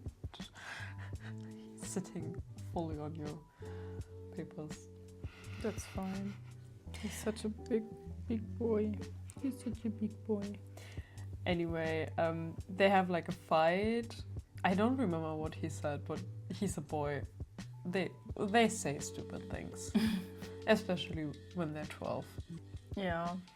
Anyway, I and think he says that it's annoying that she steals his wallet, which is kind of okay to say. yeah, like I said, it is.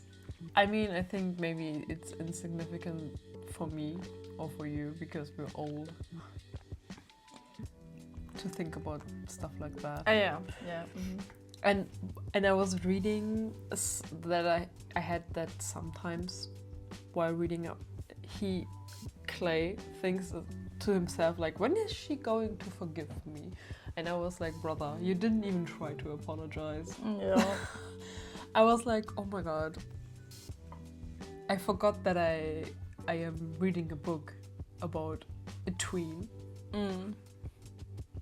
A tween boy at that. I was like, oh my god. But it was very matching to a tween. Yes. But I was like, brother. Yeah, and then during the plot summary I also said that she has a sister.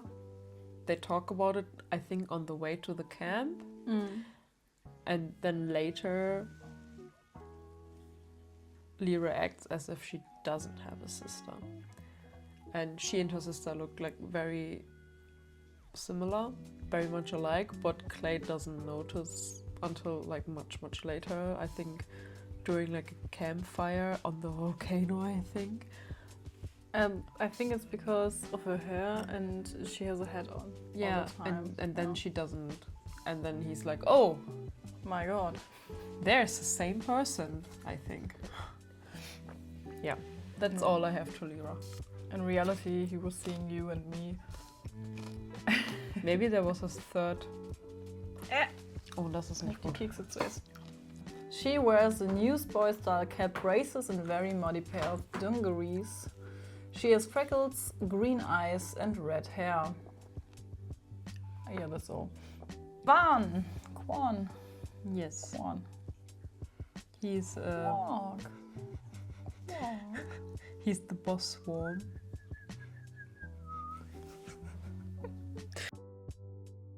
Anyway, Quan is the boss worm. He is the one that has like run the underground gambling operation from the school toilet, and that's why he's there. He has glasses. He has also slick back black hair. And I think he's Korean because Yes, he is Korean. He says something Korean. Yeah, he says that his name is like good-looking guy in Korean. Yeah. And I was like, that is not what it means. I don't know what Quan means, but it's not that. And Jonah is also part of the worms. He has a green mohawk. And he gets licorice from his parents and shares it with his roommates. But it's red licorice, so not real licorice, which we learned from Bosch. Yeah, and he hates unreal licorice. He's also a sleepwalker, and he drove his mom's car into the neighbor's garage. That's how he ended up at Earth Ranch. And I don't know if I read this correctly, but one of his mom's cars, and I didn't know if that meant that he has two moms or that his mom has two cars. Oh, I don't know. Yeah. Wait, I can check. Because I first read it like he has two moms, and I was like, oh, that's kind of nice to include it. And then he was like, but she could also have two cars. That could also mean it. So I didn't know. Moms.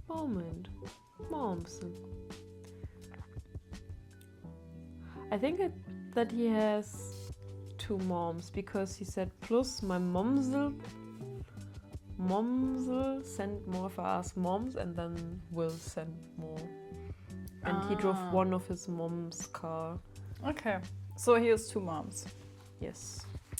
Pablo has the afro. Mm-hmm. He is an anarchist who doesn't like school and its rules. But he's also a secret robotic man. And he has a dark, bulky object in a sleeping bag. And I have a question. Did we find out later what it was? Was it the potato battery robot? Or was it something different? No, I think it was the robot. Okay. So he builds a potato robot he calls Caliban, which is also a reference to the Tempest. Yeah. And he scares Clay with it. Yes, I would also be scared. A potato robot with a wig sits on your bed and then turns around and climbs out of the bed itself. Yeah, that would be very horrifying, to be honest. I think the only thing scarier than that would be Me? if I had a child and I would wake up in the middle of the night and I would stare to the door and there was standing the child at the end of my bed and won't say anything. I would die. I would die. And I've talked to parents and apparently that's a thing children do. And I would die. I would fucking die. Sometimes I wake up when I've had a nightmare and I don't have nightmares occasionally, it's very rare.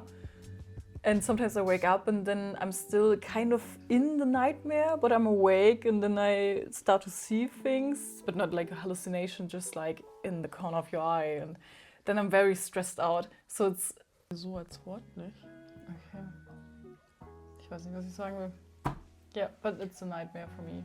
People watching me while I sleep. Okay. So I won't have children ever. Yeah, me either. Okay, let's go on. I also have Buzz, The B-Man. the bee-man. Do you have something to Buzz? I'm Buzz, your camp counselor, known hereafter as Buzz, your counselor. I'm also the camp beekeeper, llama wrangler and general peacemaker. He's also one of my favorite people. He's kind of weird. I like it. Everyone is weird. Oh, goodbye. Goodbye, mein almost lover. Ich mag das. Versprochen. I'm a little scared of Hubertus. He never did anything to me, but he sometimes looks at me like he wants to do that. Oh, he would definitely sit at the edge of your bed and stare at you while you sleep. Yeah, nightmares. Yes. He is the thing of nightmares. But not Bruna also does that. Sometimes when I'm laying in bed and I have all the lights out, it's also in the living room, I have the door open and she cannot always lay in bed with me because sometimes I eat and I don't want her to lay in bed with me. And so when I'm finished, I'm just sitting there and reading something and then I'm looking to the dark corridor of the living room. And then I see eyes. And it's my dog and she just stares and it's so scary. Yeah, Hubertus is like that too. The B-Man. The B-Man, yeah, I don't have him. I can't read my notes because I have a cat on it.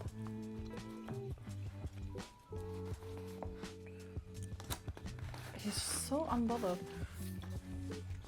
He's so cute. That's true.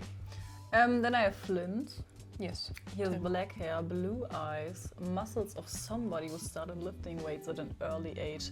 And he looks like Superman's mean-spirited younger brother. He is also pyromanic and Clay dislikes him at first sight. And he's a certified lifeguard. Kind of also a very, very character, you know? Yes. With a lot of things. things to Yeah. him. And he is reading The Tempest and is obsessed with Mira, the girl in the library window with the red hair. Yeah, and then I'm at relationships and I have Clay and his parents. But we can kind of mix it with just talking about his parents. Yes, I have the parents as like one thing. I wrote, and I quote, "They love each other, but something in their brain is off." They live together. This is like a quote. They live together, yet attend family meetings in rotation, one present, one pixelated. That means like one is present and the other is like on Skype. Yeah. In another room or another place entirely. It is super weird. They are also described as too enlightened for the old-fashioned reward and punishment system because they're psychologists. And they've been psychoanalyzing him since his birth. And I thought that was very unethical. Don't do that to your children. Your therapists don't give your child therapy. I mean, they are also getting the Best Parent Awards because they were over-parenting Max Ernst. They were very controlling of him. He couldn't do anything himself. I remember that from the Secret series. Yes, it's also, they say it in the yeah. script too. And with Paul Clay, they said, okay, we try a different approach. Clay has to raise himself, and they don't do anything for him. And the only thing they do is this family meeting every Friday, and it wasn't set up by the parents, it was set up by Max Ernst before he left, because he couldn't leave Clay under the care. Yeah. They're not care, yeah. And I also thought that they're psychiatrists, psychiatrists, I don't know the difference, I don't care to learn. Like, they can't be in the same room with one another because they don't agree on stuff. And I thought, I was like, wow. It's not like therapy could help with that or something. Go to a licensed therapist that is not your spouse and try to work on this. Because I think maybe it would be better for them to be divorced. But they are, in fact, turned on by the one not present, by the digital communication. It is so weird. Like, I think it would be better for Clay if they were just divorced. It would be good for Clay if you had one person who actually cares about him. Yes. They care a lot about each other, like the parents. But I don't know. I was very sad for Clay. I wouldn't want them to be my parents. Why not? Yeah, they were like more like people who know each other and not like family. They also never do something as a family, and the Friday meetings are the only times they actually do something, and mostly the only times they see each other. And for example, they don't do anything for Clay. He hasn't been to the dentist for 3 years. Yeah. And yeah, it's shit. It's just shit. Yeah. Also, when Max Ernst left, he wrote a little card where he kind of said, I will leave for a bit, but don't worry, everything's fine. And that's all. And Max Ernst is like 18. I don't know. He's very young. And then Clay was super worried and tried to get to his parents about it, and they were like, if you love someone, you have to let them go. And that was so bizarre. I was, damn. And I've kind of liked that every character was so exceptionally bizarre and everything. And it was like every character was like that. that I loved it. Mm-hmm. You know, it's for me, this kind of writing. Because it's funny when someone acts like that. I mean, your child vanishes and he's 18 and they are like, if you love someone, you have to let them go. And then they never talk about it again and are not bothered by it. It was kind of funny. In reality, that would not be funny. But No. in this book, that was kind of funny.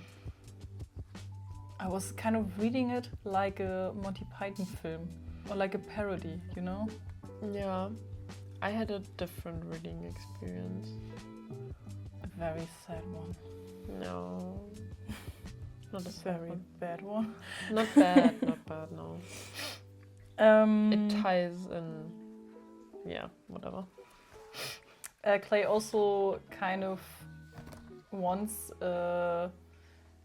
his parents to be served right, and he kind of was sad that he didn't actually write the graffiti on the wall because that would serve his parents right, that their Yeah. parenting take is just shit.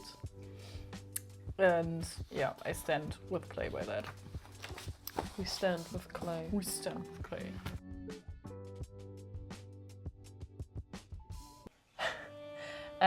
The book, it has two different versions actually. Yes, there's like the Kindle, this one, that is Yeah. just like the text and with a little art. But then there's like a third one with a lot of art. There's like Ah. actual illustrations of specific scenes in it. Oh, that's cool. I don't know. It's I not think good at illustrated. I mean, No, I I- had this little. no, there's like 4 pages of art. Okay. No, not that I hate like visual elements in a book, but I think giving the type of book and the contents on the surface, I think it's a little juvenile to have like an illustrated thing. It's like here, like the Diary of a Wimpy Kid, I think, similar. Yeah, yeah. And I don't know if I like it because the illustrated version has like 394 pages because of the Oh, illustrations. That's a lot of illustrations. Yes, and our version has 78 pages. And there's like 30 short chapters. Each chapter has like an intro page. Mm.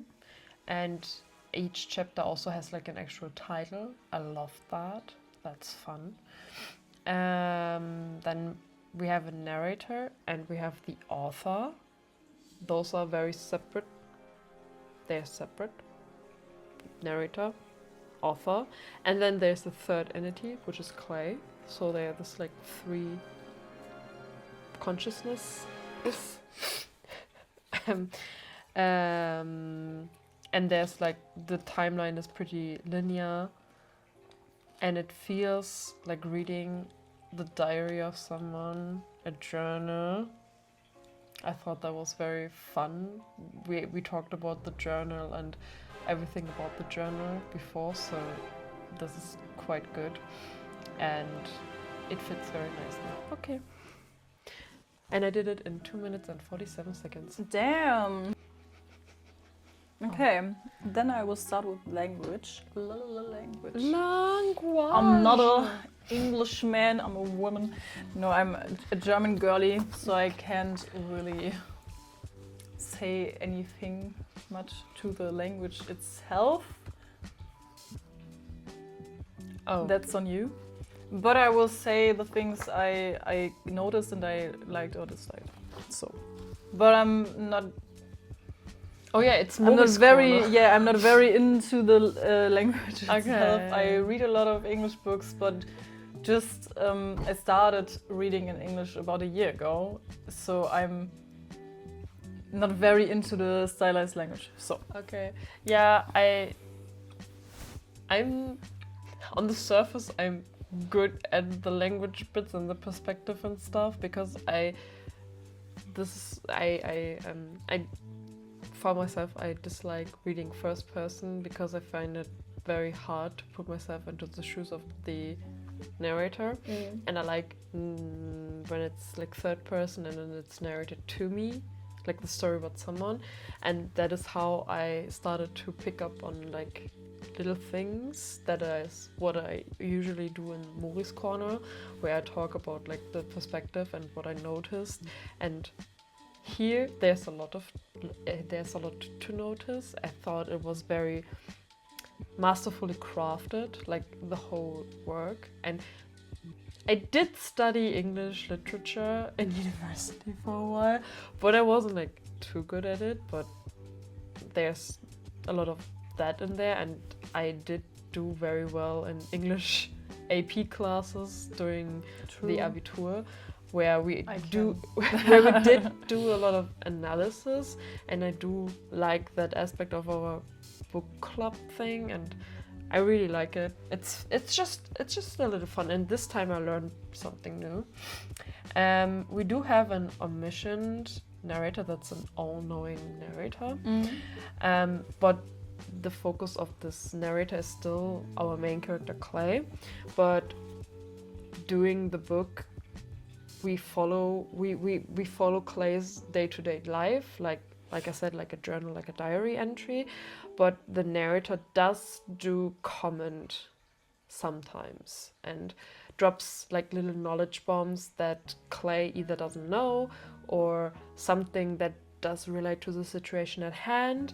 And it's different than the commentary of Bosch, because the commentary of Bosch is always in parentheses, in like the square brackets, and in this book and in the printed version I think it should be at the bottom, and in the Kindle version it is dispersed in the flow of the regular text. Yeah, which I didn't hate. I hated it a lot. Yeah, really? I didn't think it was very bad, but I was realizing that it was in caps lock, so I thought, oh, Mori will hate it. Yes. And the printed version is like this at the bottom of the page. Yeah, I mean, or the battery is low. Yeah, we will film until it's dead, and then I will put a new one in. Okay. I have more batteries now. I have more batteries. Batterie. That's my favorite word in French. Batterie. Batterie. Like Schlagzeug. I love it. Anyway. I was thinking bataillon. I was thinking it's some war stuff. Bataillon. No, batterie is drums. Okay. Random. Yeah. Yeah, like I think in the Kindle version, when Bosch comments in his brackets, I think it is better for flow, because what he says directly is in response to what is in the story right at that moment. That I did not hate. I hated the format, and that it was in the text, in the body of text that we read, like the story, it took me out. Sometimes it was okay, because we were, like I said, I noticed that we are on the head of a 13-year-old. And I hated, and I am not a 13-year-old boy. Oh, but you certainly look like one. That's You're a little lad. That wouldn't be the first time I heard that. Anyway. Okay. Anyway, so it was nice to have like an adult talking to me sometimes. But, now comes the but, the narrator is also probably an adult, and I have like my conspiracy theory. I think the narrator is someone we know, or it is someone that knows Clay quite closely, because the information we get sometimes is very specific to Clay, like some things he might even not know. So it's probably Max Ernst, right? Yes, that's my theory, that the narrator is Max Ernst, because I noticed that there was like a few things that the narrator said about Max Ernst quite at the beginning. You said the quote, I think, about Max Ernst. Yeah, I remember. You know the one that I mean? Wait. I have hairs everywhere.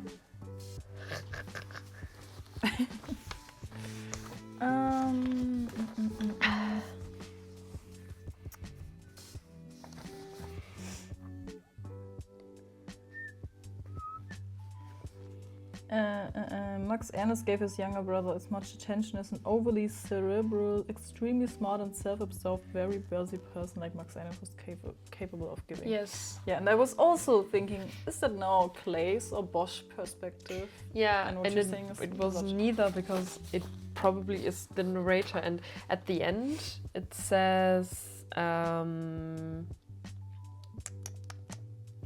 do I have it? Oh no, it's gone. It's gone. Oh no. Clear. I have it somewhere. Did I delete it because I'm stupid? I am stupid. What quote are you looking for? Oh, it's just the end. Did it put it in the quotes? Someday Clay hoped he would get the chance to repeat it for his brother. It's a joke, the spelling bee joke. Eventually, of course, he would get that chance. But by then he would have many more jokes and many more adventures to tell me about. And I was like, okay, so Clay hopes to tell the spelling bee joke to his brother. And then the narrator takes over. Like the first line, someday Clay hoped he would get the chance to repeat it for his brother, is like Clay, right? And then the narrator takes over. Eventually, of course, he would get that chance because Clay can't look into the future. Eventually, of course, he would get that chance, but by then he would have many more jokes and many more adventures to tell me about. And the sentence before that is like, oh, I want to tell this to my brother. And then the narrator that has knowledge of the future because he's omniscient, because someone has told him about everything that happened or has witnessed it himself, says to tell me about. So my thought was that it could be that the narrator is Max Ernest because he knows his brother. He orchestrated the Tempest Volcano play thing. He did all that. So it wouldn't be too far-fetched to think that maybe he is the one that talks to us through Clay. So that's what I think. But that's pretty goodly. It's pretty well written like that. Yes, I think it is left ambiguous on purpose. I don't think Bosch wants us to think that necessarily, maybe raise our suspicions, because Bosch does this kind of ambiguous writing a lot.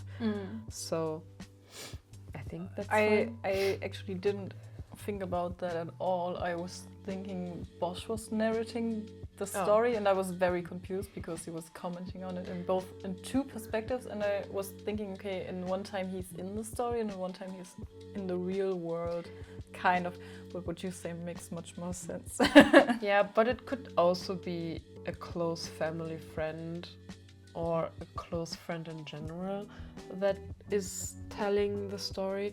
But like I said, it has like this journal diary feel, and it's all in the story. It is all about a journal, and you know the story that Clay reads, like about Price. I mean, it was a setup, but Prospero's has like the same book, right? And it's just, you know, always going further and further. So I think there's like a theme, and I think it would, if I'm right, it would be explored more in book 2 and 3. But I don't know. I haven't read the books. So yeah. And what Bosch does with his brackets, moving on from the narrator, it's called Intrusive Author Commentary. I didn't know that it's called that. I didn't know either. But it's nice. Yeah, I liked it very much. Yeah, Sometimes I didn't like it. Sometimes it was a little bit too over-explanatory. Like the text, like the story was setting something up, and then Bosch cut in with his commentary and then explained the setup, and I was like, but I have a brain, I can think, I'm an adult, I can... Yeah, you're an adult. Yeah, I know, but I was like, I can make these connections, and I don't think it's too far-fetched that a 13 to 16-year-old could make this. Yeah, but I think he has written it mostly for a printed version and not for the Kindle ebook, so I can forgive him that it's inside it. But if you don't want to read the commentary, you don't have to if you have the printed version, you know? Yeah, okay. And I think it's totally fine, because in nicht in Romanen, sondern Sachbüchern, was heißt das? Textbooks. Textbooks. In textbooks you also have this commentary if there's a special word kind of, and then if you know the word, you don't have to read the commentary. But if you don't know, you can read the commentary directly under the page, and I think it's very clever to make it, because mostly it's interesting, but if you read it and you think it's like the VOG thing, if you think, okay, I'm not stupid, I know what VOG is, you don't have to read the whole commentary because it's under the page, so it's fine. Because I think the first books, the Secret series, were written before the ebooks were a thing. I don't know, this is from 2015. Yeah, this of course, yeah. But I think he writes for it to be printed, because the style of the writing is often very creative, because the graffiti for itself, for example, is written like a graffiti in the book. And I really like when people do that, but it's mostly a children's book, and it's also over-explained because it's a children's book. Yeah, I know. But like I said, that's why I said at the beginning, it is very important that I do this commentary, but I also have to remember this is not written for me, but that doesn't mean I can't critique it on my viewpoints. And this I don't like. I kind of hated them because they take me out. But I also kind of liked them because they reminded me of like instructions, like stage instructions. Oh, yeah. And I liked that. Then I was like, okay, I don't like that they're over-explanatory. But I do like that they remind me of a play. I mean, they were not always over-explanatory. No, they were not always over-explanatory. I liked the licorice bit. That was super fucking fun. Yeah. Yeah. That was very long. It was very long, but it was also very, very fun to read. Especially, like I said, I was in the head of a 13-year-old and then I was not. That was very nice. Okay. That was everything I had this time for language. Oh no, that's not true. I have like more. What am I doing? Yeah, it is. Oh, he does sometimes say in his brackets like a recipe or like instructions to do a specific thing, and he says like, oh, you can find this in the appendix, and I checked every time. It was all in the appendix. They were like instructions for that potato thing. I was like, nice. Or the rope magic trick thing. I was like, good. I like that. I like when they follow through. If it was any other author, they wouldn't have done it. I liked it because it's a children's book and it kind of has a Bildungsauftrag. I had a feeling that we are getting educational information without being forced upon us, but just in a kind of Now I want to know. joyful, playful way. And now I'm educated about the Tempest without it being sad. I had to waste the time to read it and be torn apart by the language of Shakespeare. Oh my god. Did you know that Shakespeare founded the word eyeball? No? No, you know.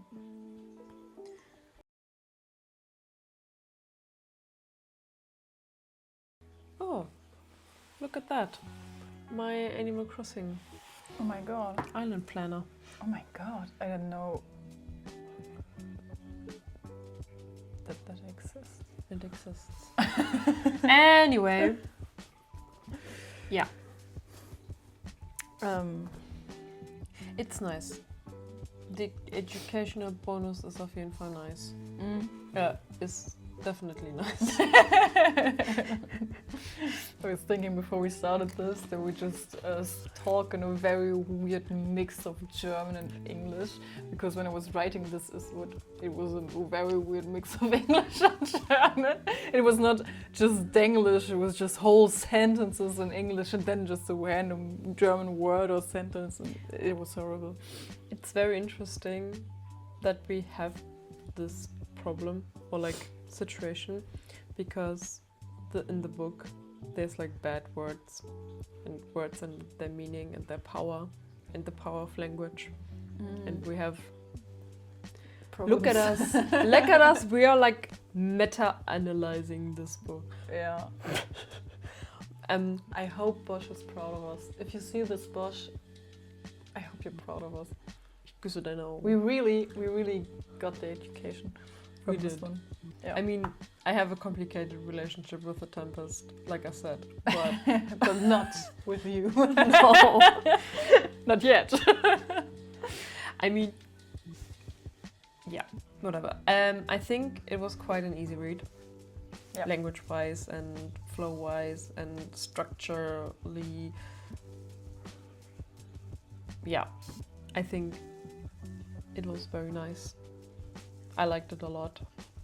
I think this is very well suited for its target audience, but I think even older people can enjoy it. Yeah. But I think I know this is like just my perspective as an old person. My comment this time was Clay should be allowed to swear every other page. I think it would have been funny. It's unrealistic because it is a kid's book. You But know, it like could be written in the syllables, or no, what's it called? If he swears, the bad words could be written in this. in like signs. Yeah. Yeah, that. But I think, you know, like in TV shows, they get like one F-bomb per season or something. I think he should have had one F-bomb or something, or like a shit or something like juvenile and small, just for my heart. I know this is like critical on a like very, very mean level, but that's just who I am as a person. Mean. I am mean. I am not nice. But I think that would have been fun. Just one time, like an actual swear, that would have been fun. Yeah, Just once. I agree. Okay. I think for me the language is the main thing why I wanted to read this, because I remember from the Secret series that I had a lot of fun. That was really interesting to read, and that Bosch has a very funny style of Yes. writing. I like his kind of witty Yeah. commentary, and for example, on page 6, where Bosch comments, "Let's just say editors aren't the gentle bookish creatures people think they are, and leave it at that." And I think it's very funny. Yeah. And it's more for like, it's like SpongeBob. SpongeBob is for children, but it has jokes that children won't understand, and that's Yes. something a child won't understand. Or most certainly won't understand. And it's kind of for us, the adultery who reads it and makes a review about it. Yes. Or on page 6, "Where would such a young boy learn such a grown-up word? I have no idea. I certainly didn't teach it to him." And I think it's just very funny. Also that quote underlines that it could be Max Ernst, the narrator. Yes.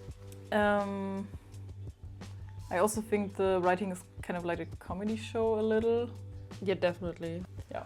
The humor was quite enjoyable. It was refreshing because I am used to a lot of like not dark humor but darker humor. Like I think this was a nice change of pace for me. And I mean the themes within like the story are like also not like, I keep on harping that this is a kid's book, and I wish I'm looking at this through the lens of an adult and stuff, but like I like that it's at its heart like a children's book. I think he did that very well, and it is coming across very nicely. But I like that there's like themes and more deeper layers there. And I think within the language, it's also very, very, very obvious. And I like that a lot. And that is a very hard thing to do. Like, have a fun, engaging story for kids, but also have something, like you said, for our adult brains to catch on. It's nice. I liked it a lot. The whole time I had the feeling that I was kind of watching a Monty Python film, and this film is not based on any logic. So I just didn't write it down because I was like, yeah, it's kind of Monty Python, so it's fine like that, because everyone was so bizarre and everything was absolutely bizarre. Yeah. So I kind of didn't write it down. The most like critique points I have, like logic-wise, is just what my brain says is illogical, but not in the context of the story, because you're right, it's bizarre. They're not questioning the things. Yeah. But I am questioning the things. So, like, sending your children to an island with an active volcano, like an active volcano. If it was like a dead volcano, fine, whatever. Yeah, but at the point where you stand at this harbor and then there comes a plane. Yeah. Which looks like it will break apart. Yeah. Oh, and lava surfing. Yeah, that was so wild. Or the lava walk. Why did they do that? What for? And there were like I said, this one scene where she fights that thing and then there's blood everywhere. I really don't remember that. Or when he goes to the camp and he's still alone, there's a wild hog chasing him. Yeah. And he escapes, but just barely. Yeah. Yeah. His parents in general don't do anything logical. His teacher. Why is he planning all that for Clay? I don't remember. I don't remember. Where am I? Hier. Ich hab's gefunden. As Clay and his war mates, they're like doing the thing. And then they saw Flint emerging from the jungle. He was shirtless and smeared with mud. On his back, he carried the bloody carcass of a large, hairy animal. He held one leg in each hand. And then there... like this. Yeah. And then there was, besides Flint, was Adriana, the counselor for the pond, also covered with mud and blood, and holding a long spear in her hand. I was so taken aback by that. Like, I don't know how old Flint and Adriana are supposed to be, maybe 18? Yeah, I was 20? thinking 20, but I was also thinking the way as they were sent there also as difficult children, so for how long have they been there? Yes, exactly. And they were like hunting boars. I was like, brother, excuse me, but no.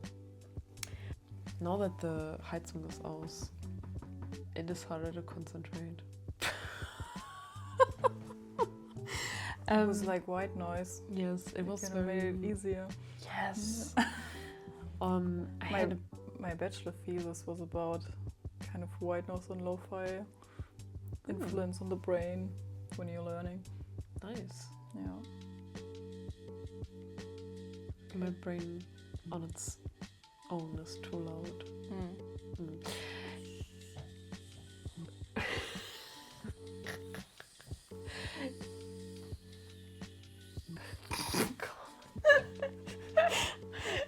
Yeah. Yeah, logically, the wilderness camp thing also like threw me. Like, if it's set in America, I mean 2015, okay, and Bosch did like a common thing about the wilderness camps, but I think even in 2015, parents would be more inclined not to send their children to wilderness camp because they had like a bad reputation. Like, especially like in the last few years, like so much shit about them came out, how the children were treated at those wilderness camps. So I was like, brother, what the fuck? But it felt like a little satire because I have a feeling Bosch had that in mind because this wilderness camp is like the worst version of any camp. Yeah. And his parents are just like, yeah, that man Skipper and his bulldog and the plane that looks like it will crash anytime soon. Perfectly fine. Go on, Clay, have fun. It was feeling like satire to me. I mean, I feel that, but still, like, in on itself, for me with my brain, that was like, no. Yeah, it didn't make sense. I know what you mean. No. Okay, that is all I had for like logic. There's not much more about logic. My critique on the book itself is the first part was very good. I mean, I mostly don't like stories with a male lead character. I don't know why, it's just like that. I mostly like to read from a female perspective. Maybe because you're not a 13-year-old boy. Maybe, yeah. And the story itself was fun, but it was not a story I would read today. So that was the only things I didn't like, but that's not on the book, that's on me, I guess. So I can't really critique it. But what I can still critique it. Yeah, but if I was a 13-year-old boy, maybe I would think, oh my god, this is the most fun if you were a 13-year-old boy, you would still not like it because you did not like it. But I did like the book itself. What I didn't like was the ending. It was so bad. I had a feeling Bosch was like 200 pages in and then he was like, I have to finish it tomorrow. That's the deadline. What should I do? And that was really annoying because they were like, yeah, you cancelled. You stole the magic book. You stole the testament from Price. And Clay was like, oh no. And then they were like, hey, come on, I forgive you everything. It doesn't matter. And then he was like, yeah. And then his teacher gives him the letter that he's forgiven and that he didn't write the graffiti on the wall. And he was like, yippee. And then there's this random lava walk, which was okay on itself, which it fits into the story, but the whole you're expelled and then you're not expelled, but you're expelled again, that was so random and it didn't help the story in any way. It was just random. And at the point where he goes out of the fog or something and no one is there, and then he meets Flint. Flint. At that point, it's just shit. At the point where he suspects that everyone is an actor and Lyra confirms it, at that point it's shit. Yeah. Because at that point, the whole reveal doesn't feel like a big plot twist. It's just like, yeah, he suspected it, I'm not surprised. He just said it a few pages before. It's not surprising now. It's just boring now. Yeah. And if Bosch just didn't write this whole suspect thing, then it would be okay. Yeah. Yeah, I totally agree. I enjoyed like the first half up until the Clay is sent away or is to be sent home. I was like, okay, now consequences, nice. Very good consequences. Break the rules, there's consequences. But like, then the back and forth, I was like, the lava walk, I also enjoyed. That was like back to the fun bits. Yeah, it was like the dangerous island and... So the bizarre thing of walking up an active volcano and expecting to surf, like surfing with a surfboard type of thing, down of the volcano, I was like, yes. And then everything else after happens, and I was like, comment c'est lama? Tu es Paul français. The ending was disappointing. I think he rushed it a little bit because he had like the one book deal for one book. And then he got it serialized, maybe. And then he had to somehow write something so a sequel could happen. And maybe that's why. I don't care because the ending was still bad. I really liked that the book had its own voice, that it knew its audience well enough. I liked that a lot. Like I already said, the story really balances humor and emotional depth very nicely. It is fun. It is a labor of love, you can tell.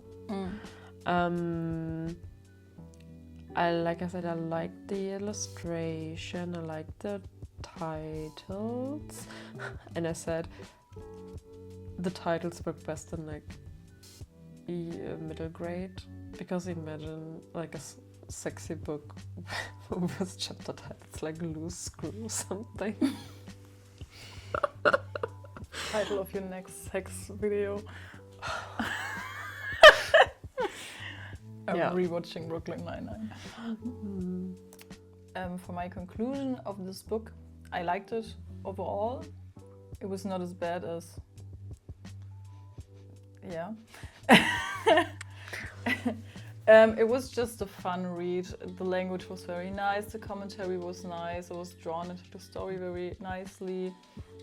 I had in mind that it's a children's book, so the absolutely bizarre characters and the logic just being thrown out of the window, I was just not caring about it as much because the book itself didn't want you to care about it. I mean, with example Pulse, it wanted to be in this real scenario with real logic, and it just didn't make sense for this real world. But this book doesn't want to be in the real world and doesn't want this real logic, so I could ignore it just.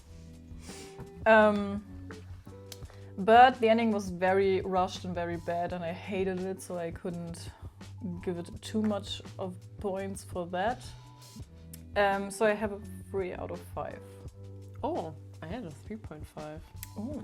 Because I had a lot of fun reading it, even though I think I criticized this book more than you. Yeah. Because at the end I did remember this is a kid's book. My critics.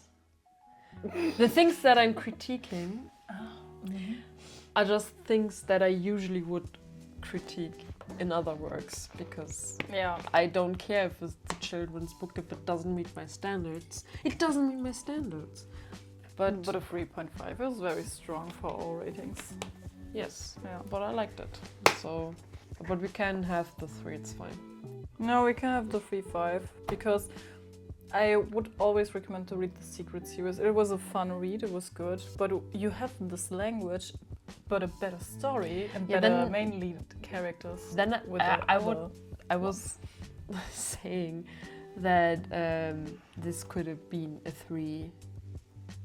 So yeah, I think I stand by my 3.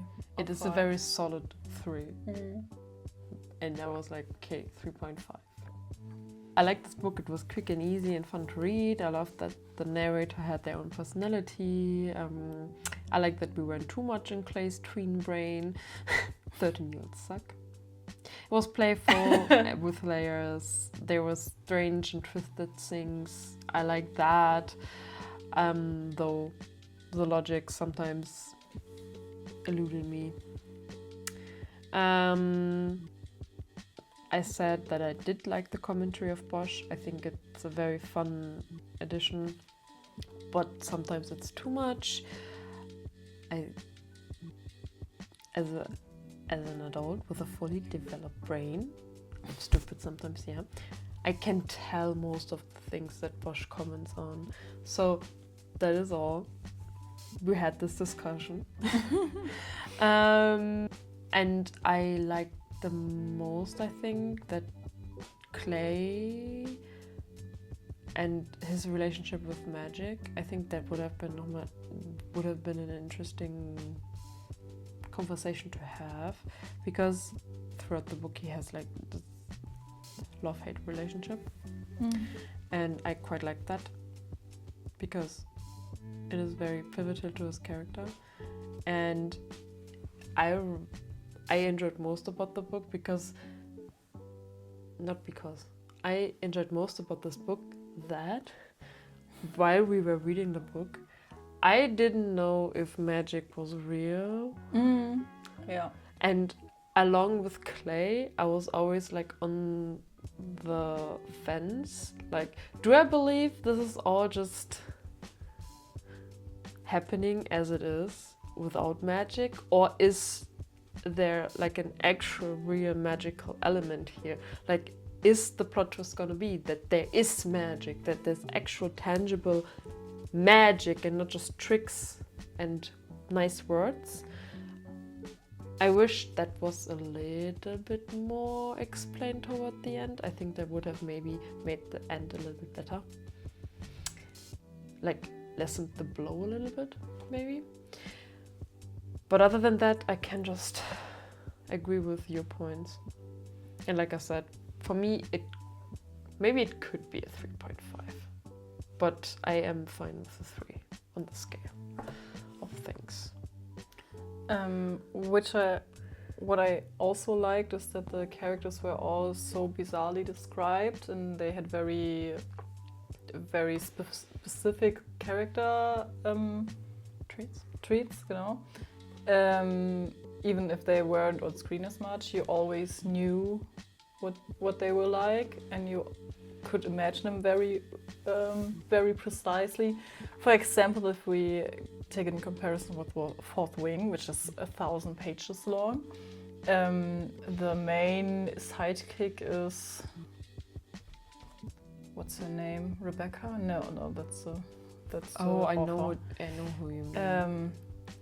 The best friend of the main character is Rhiannon.